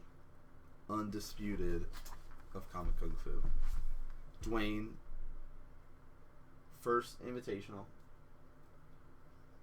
shooting for the stars, saying, you know what, if I win, guarantee a new champion. Hey, quick question for you. When was the last time you drank some water? Probably before this round started, yeah. Actually. Yeah, I need to go get some more water, actually.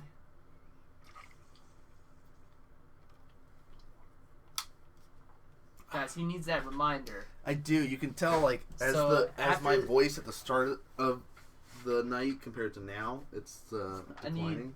I'm gonna need some help.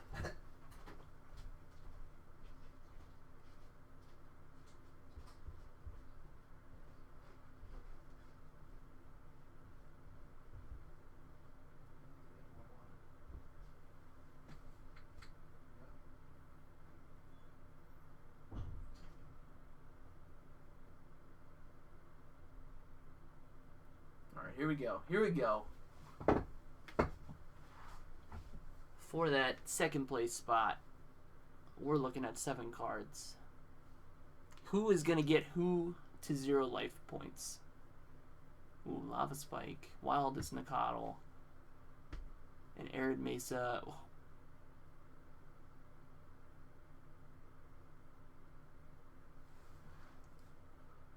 Can't tell if it's a 1-lander or a 2-lander. I think it may be a Swift Spear at the very end there.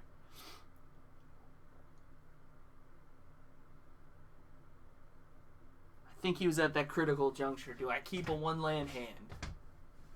Dwayne's going to keep 7.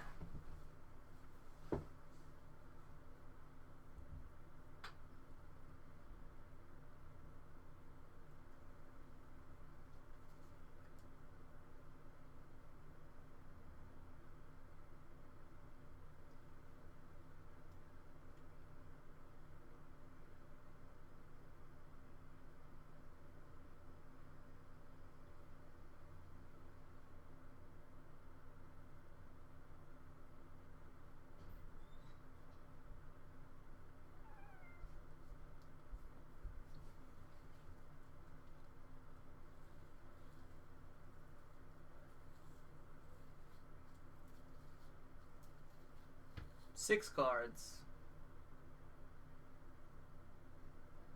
Show me 2 lands, some burn spells. Maybe a creature. A charm. A goblin guide. Oh, 2 Boros charms. Is that 3? No, that's not 3.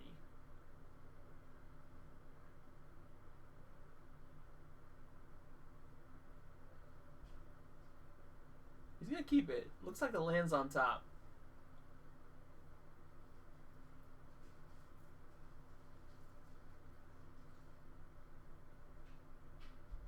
Draw that land.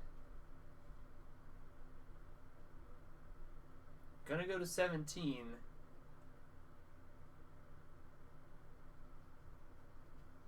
Classic play, Goblin Guy, get in there. It's a freebie. Dwayne gonna go to 18.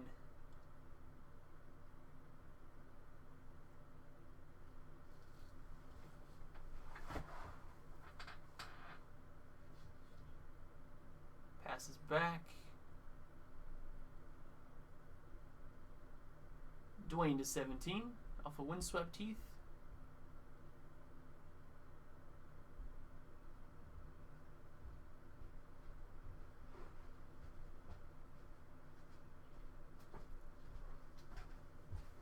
Gets a stomping ground. This is looking kind of familiar to last game. Starting with the Goblin God. Yeah.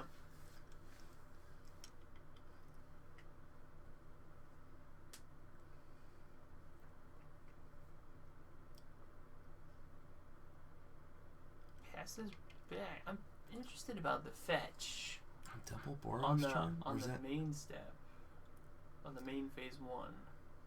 That's a Blood Moon. Okay. Relevant. There's 3 Boros charms in there. Okay, so it is 3. Okay. I just needed confirmation that it was 3 Boros charms.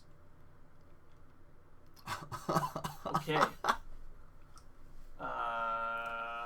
Stone Rain. Your Foundry.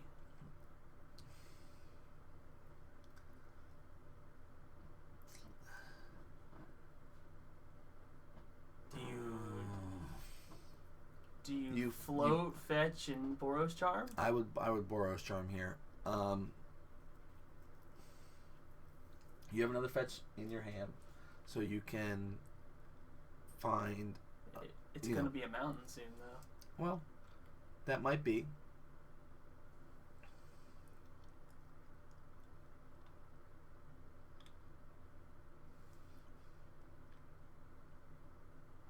Might as well fling them off while you still can. Sure. I mean, I'm not against it.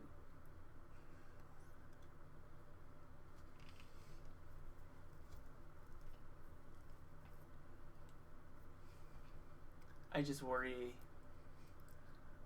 that maybe it could have been a plains. Okay, so drew another fetch. 2 more damage. Freebie. It's a freebie.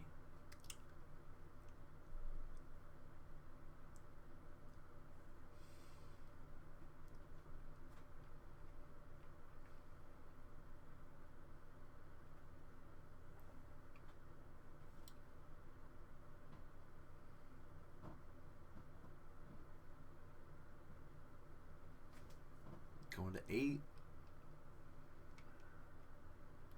All these forests are kind of showing, hey, I kind of want to blood moon you. Yeah, just a little bit.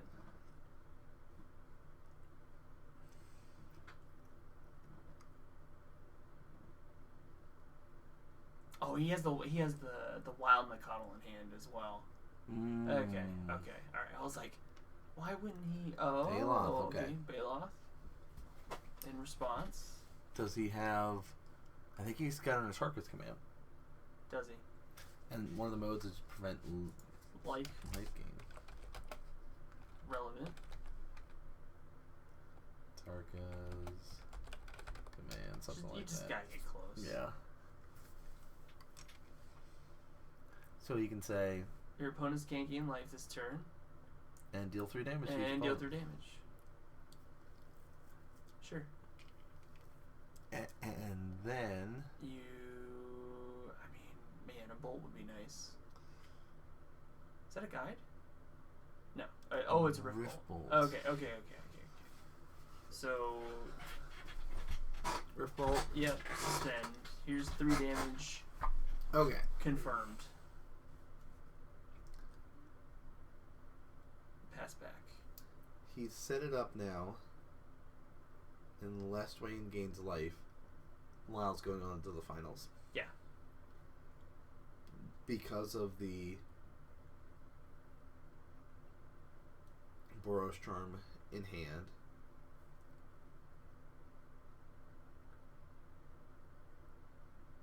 Oh, he just fetched? Oh. Hey, guess what? He wouldn't happen to have 3 Boros Charms. He's already played 2. Yeah, there's no way. You know Did we just talk about how we get to that critical 4-point juncture? Mm-hmm. Man, there's just no way, right? Like Boros Charm is a flex card. He's used 2. He's used an Tarka's command. Yeah, there's no way. He's got to splash for some green cards.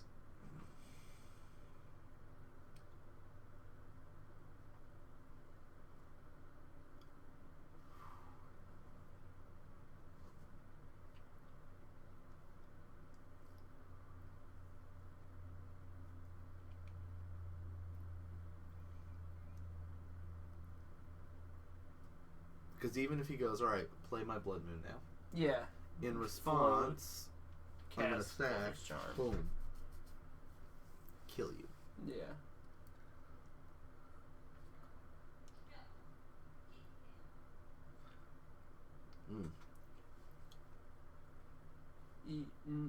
Oh, that's a lot of mana. In response, Boros Charm.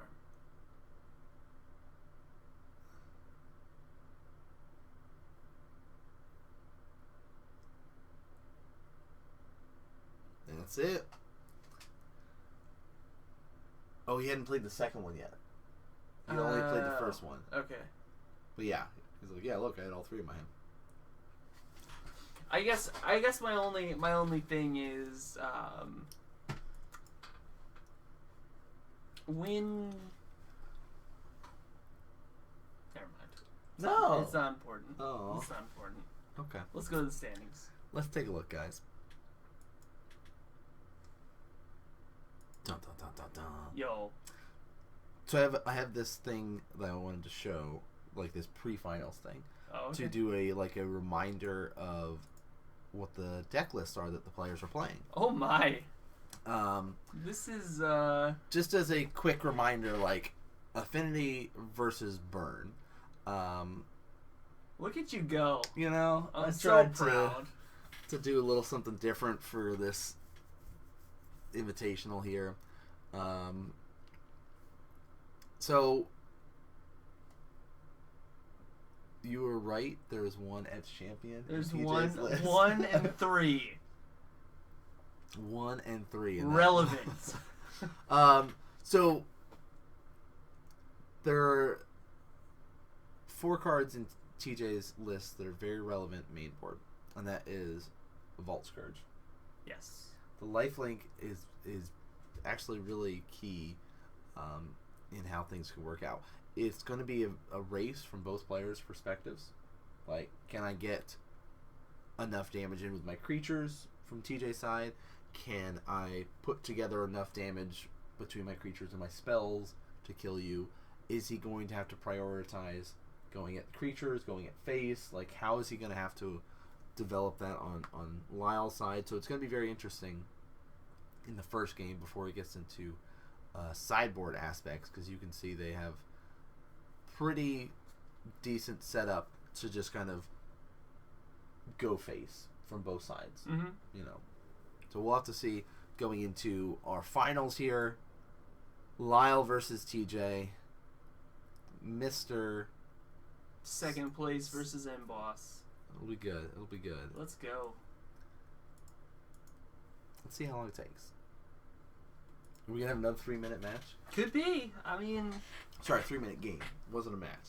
Match ended in 15 minutes. TJ, he's about it.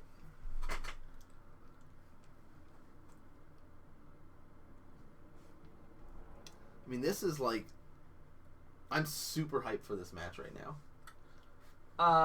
Johnny, I believe it was the Primal Command is what he played. Try to gain some life. Yeah, you want to type that in for me.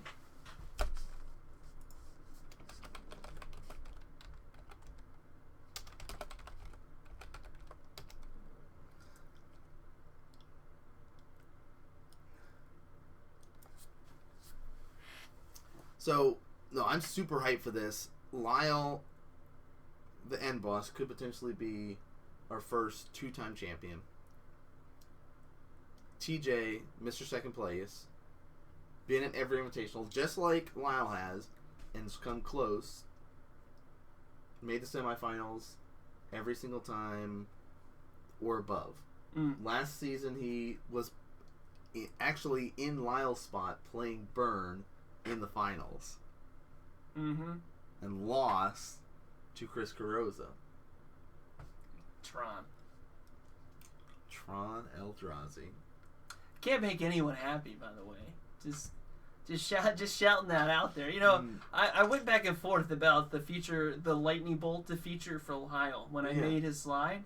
I couldn't just give. I knew I couldn't just give him a lightning bolt. Right? Yeah. You know. So I went. You know what? I'll give him the same lightning bolt that TJ had, because TJ was very specific about the lightning bolt that he wanted.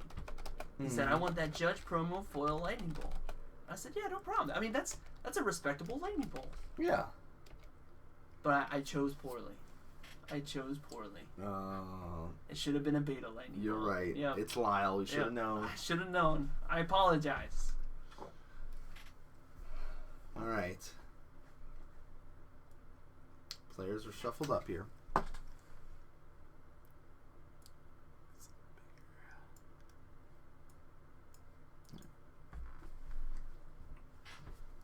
probably...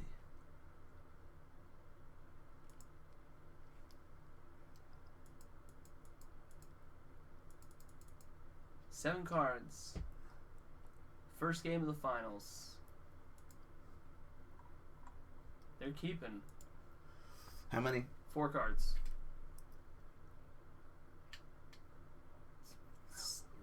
What? 6. What? Okay. Okay. Yo, Shia LaBeouf. Thank you for the 48. follow. Holy moly, dude. Thank you so much. 6 cards. 6 cards. I think that's probably up there in the most we've seen TJ dump on camera in a long time. I was gonna say, I think he's done all 7. I've seen him do, maybe not on camera. But yes. I have seen him do all 7. That was fun. For him. For him. Foothills for Lyle.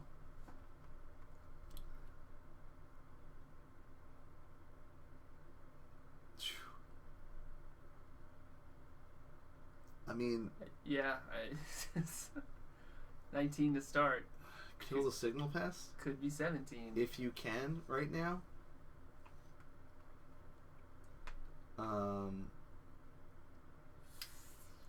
Otherwise, you're taking 3 damage. Guaranteed. Foundry.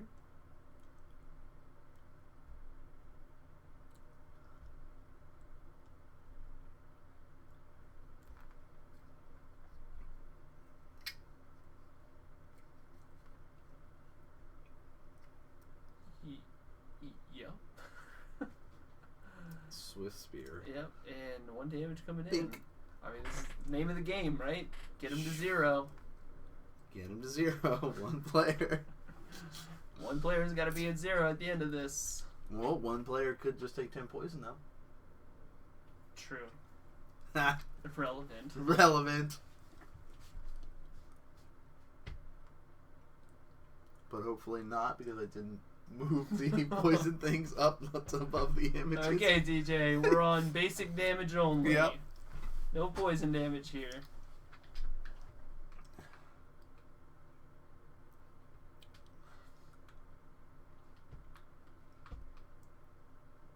Okay. 2 Arcbound Ravager. Oh, okay. I hope that was the 7th card. Yeah. You know, just like, what a hand if that was the 7th card. Yeah. Otherwise, great draw. Move to combat. Yep. Bring in my friends. For 2.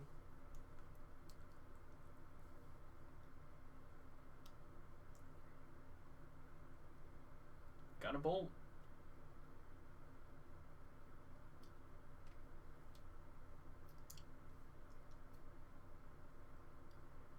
So now that Arcbound's out,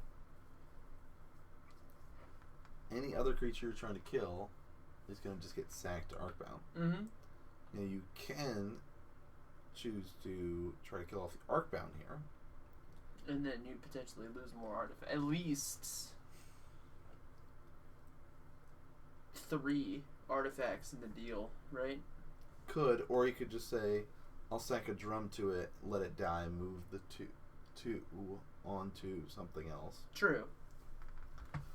See, that's why I know I can never play Affinity, because I would never know what was the right call. Yeah. You know what I mean? There's just so many lions. Interesting note, because Star City had an event over the weekend. They did.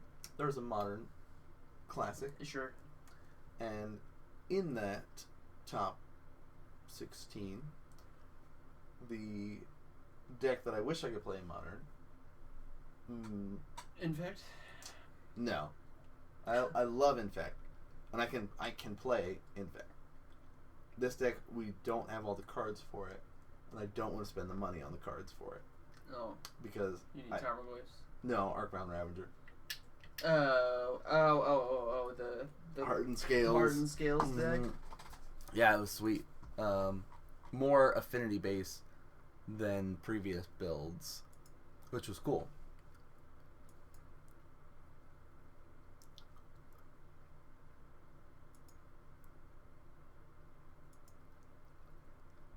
Ew. Okay. So like, these are the same. These are the new stuff for it. And ran this. And that. It's gross. It's gross. Yeah, that's what I wish I could run. Don't have the money to run.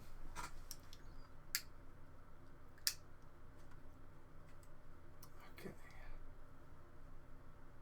Advantage meter. If we had to place an advantage meter down now, based on life totals, based on board state, based on number of cards in hand. Lyle's got probably 4 or 5. 4 or 5 left in hand. Yeah, I mean, Has DJ down to 10 life. hold on. He's got at least what 1, 2 rift bolts, 2 rift bolts. maybe. He keeps flicking his cards so quickly I can't tell. I want to say TJ, but it all depends on what's in Lyle's hand. You know, if it's just targeted spells, he can weather the storm as long as TJ doesn't decide to go pierce. But then, you know, as long as Lyle has the mana available, he could potentially evade that. And the great thing about the Swift Spear is that it's just going to get bigger on either side, either his turn or TJ's turn. Yeah. You know.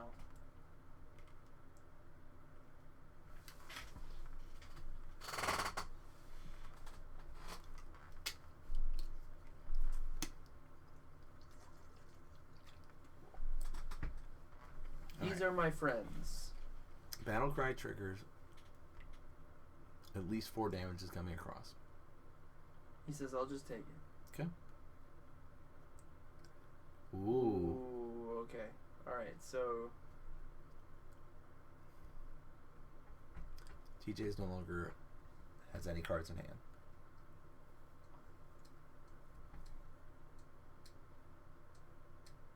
That Vault Scourge is going to get really pesky really quickly. Yes. Unfortunately, if he only has... Okay, so it goes to 9. I mean, get a forest? Mountain. Another okay. mountain. Alright, so he's on the Boros or Burn plan. There's no Atarka's Command available to him right now. No. There's also a bunch of blockers to get in the way. Yeah, I mean, I think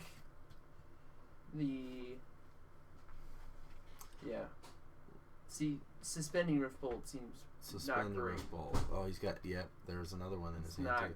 great. Gotta leave the Swift Spear back. Depending on who attacks, may not even block. So... I mean, I guess he has to block. He's gonna... lose his Swift Spear.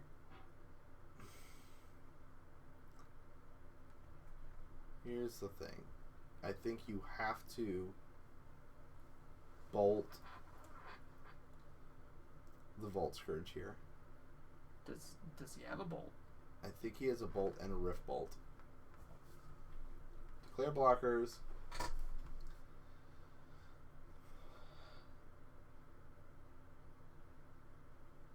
Eat at least one of the drums here, if not both. He's kind of hurting on mana though. Yeah. Depending on how this plays out. Oh Gal my! Blast. That's a card that he had. Okay. Gal Blast, yep, still there. Still relevant. Huh. Who are you reading?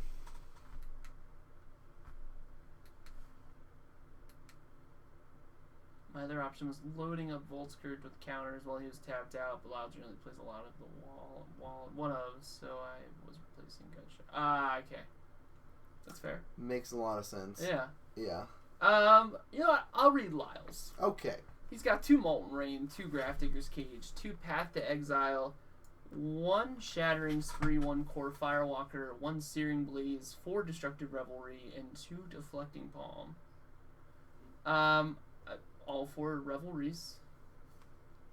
Yeah. To start, I'd also make the argument. I don't know. Maybe not. Maybe the Searing Blaze. 2 and 2. You could do Searing Blaze because that is deal 1 to target creature 1 to face. Landfall, deal 3, deal 3. Maybe a Deflecting Palm as well. Yeah, 3 and 3. The thing about Deflecting Palm is it's just as easy for Affinity to go wide as it is to go Pierce. Right. You know, and Deflecting Palm could sit as a dead card for a long time, just hoping for it to be a Pierce over the wide strategy. So I don't know. I like it, but I don't know if it's good enough. Mm-hmm. Shattering Spree is another good card. Yep. Shattering Spree probably. Maybe you go, if you like another card, you go 3 and 1. 3 Revelry, 1 Shattering Spree, and then another card of your choice. Smart. Anyway, what does TJ have again? 2 Ancient Grudge, 2 Stubborn Nile, 1 Pithing Needle, 1 Graft Diggers, 1 Gearport, Aether Grid, 1 Snaring Bridge, 1 Dismember, 1 Whip Flare, 3 Chalice, 1 Spellskite, and 1 Blood Moon. 3 Chalice are coming in. Okay. Because throw them down on 1, that means Bolt's not happening, Swift Spear's not happening, Goblin Guide's not happening, Nikal's not happening. Right. All those creatures, Grim Lavamancer, not happening. Not happening. None of the creatures except for Eidolon in his deck is going to happen. Maybe the Stubborn Denials as well. I like it. You know, just like in that little extra gotcha kind of moment there. But Stubborn Denial costs 1, doesn't it? Yes, 1 and blue, then it can so. be countered. So it can be paid to be countered. That's also kind of iffy because the chalices there are going to be filling in that spot and negating it out. But you could opt for, because you're on the draw, more Stubborn Denial and less Chalice.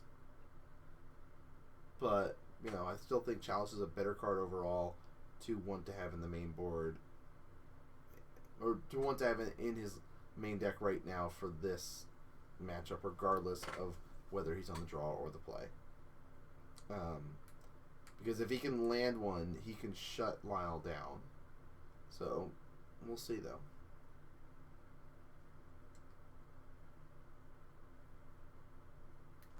Players shuffling up. Going into game number 2 here of our Season 4 Invitational Finals.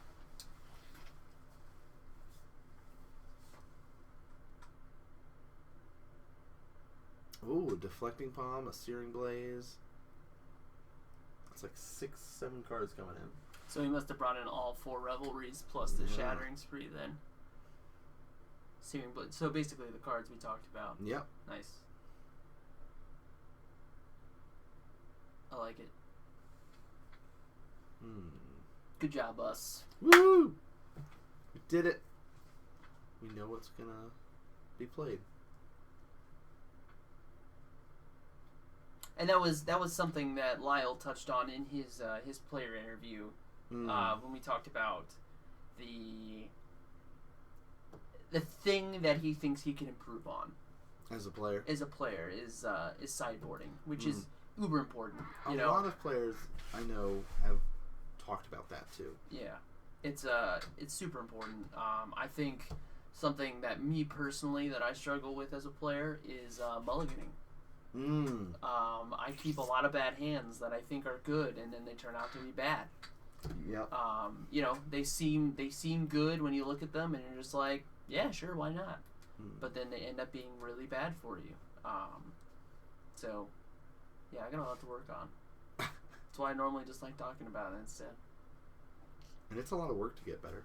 It is a lot of work to get better. It's a process. Try and get on the Pro Tour. Or just get better, I guess.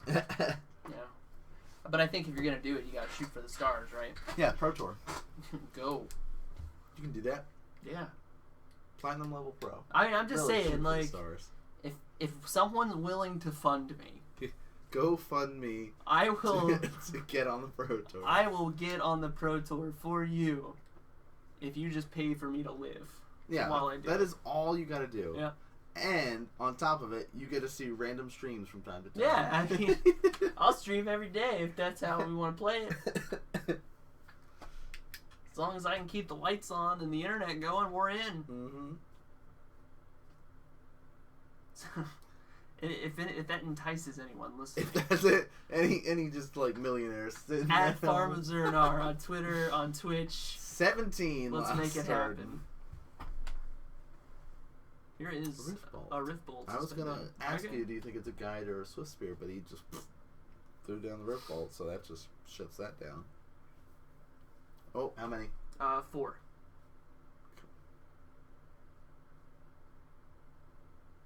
Looks like looks like it's only gonna be 2.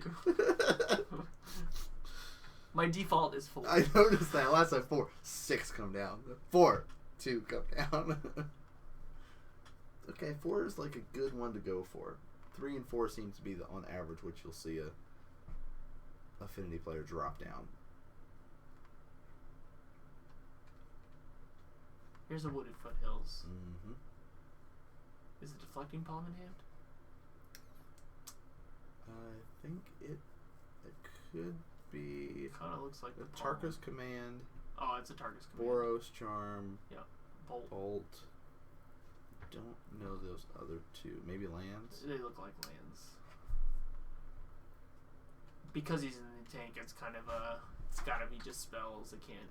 Yeah. He would have played a creature. Pretty on point. Yes.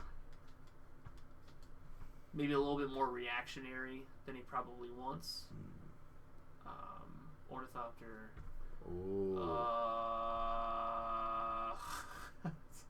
Guess what? Metalcraft. Feels bad. Feels bad when you got a hit. When you have a 1 of in your. Yeah. Well, list. right on time. Mm-hmm.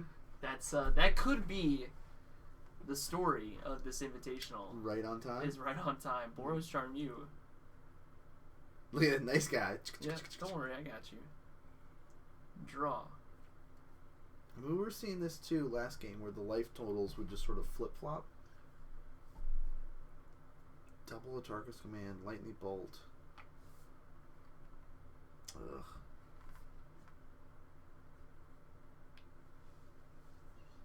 And that's 9 points of damage over 3 turns. Yep. Or 2, I guess, if he has another land in hand. But that's not enough.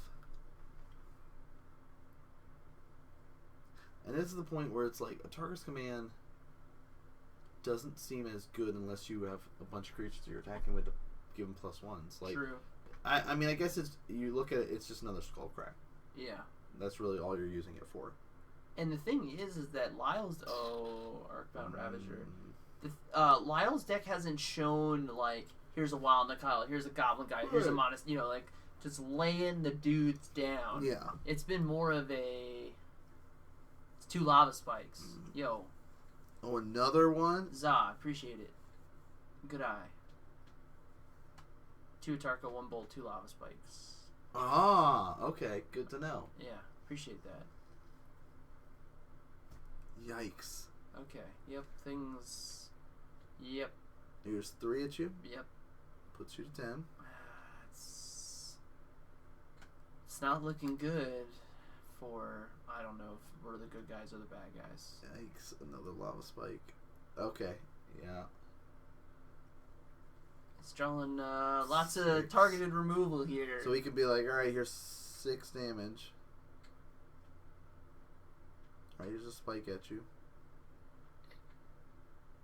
But if he puts this kind of pressure on him, it's going to force TJ to move to the Pierce style of play. Like, he's in that critical life total where he's like, hey, I'm playing burn, so I got to do something now. This is tough. Lyle needs a land, and he's Lyle might. If he gets a land off the top and TJ does not kill him now... Okay, let's see. Hold on. So here's the math thing.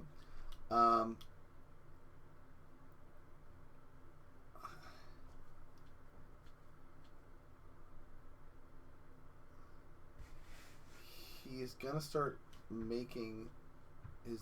Alright, making a bunch of guys, essentially. Well, making a bunch of artifacts. Well, yes, making a bunch of artifacts.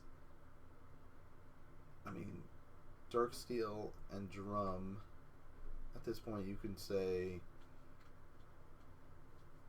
I think you can keep the Drum just to be on the safe side, but even if it's like Darksteel and Ornithopter get sacked here. Right. But, alright, going wide, boom, boom, boom, boom. And this is 5.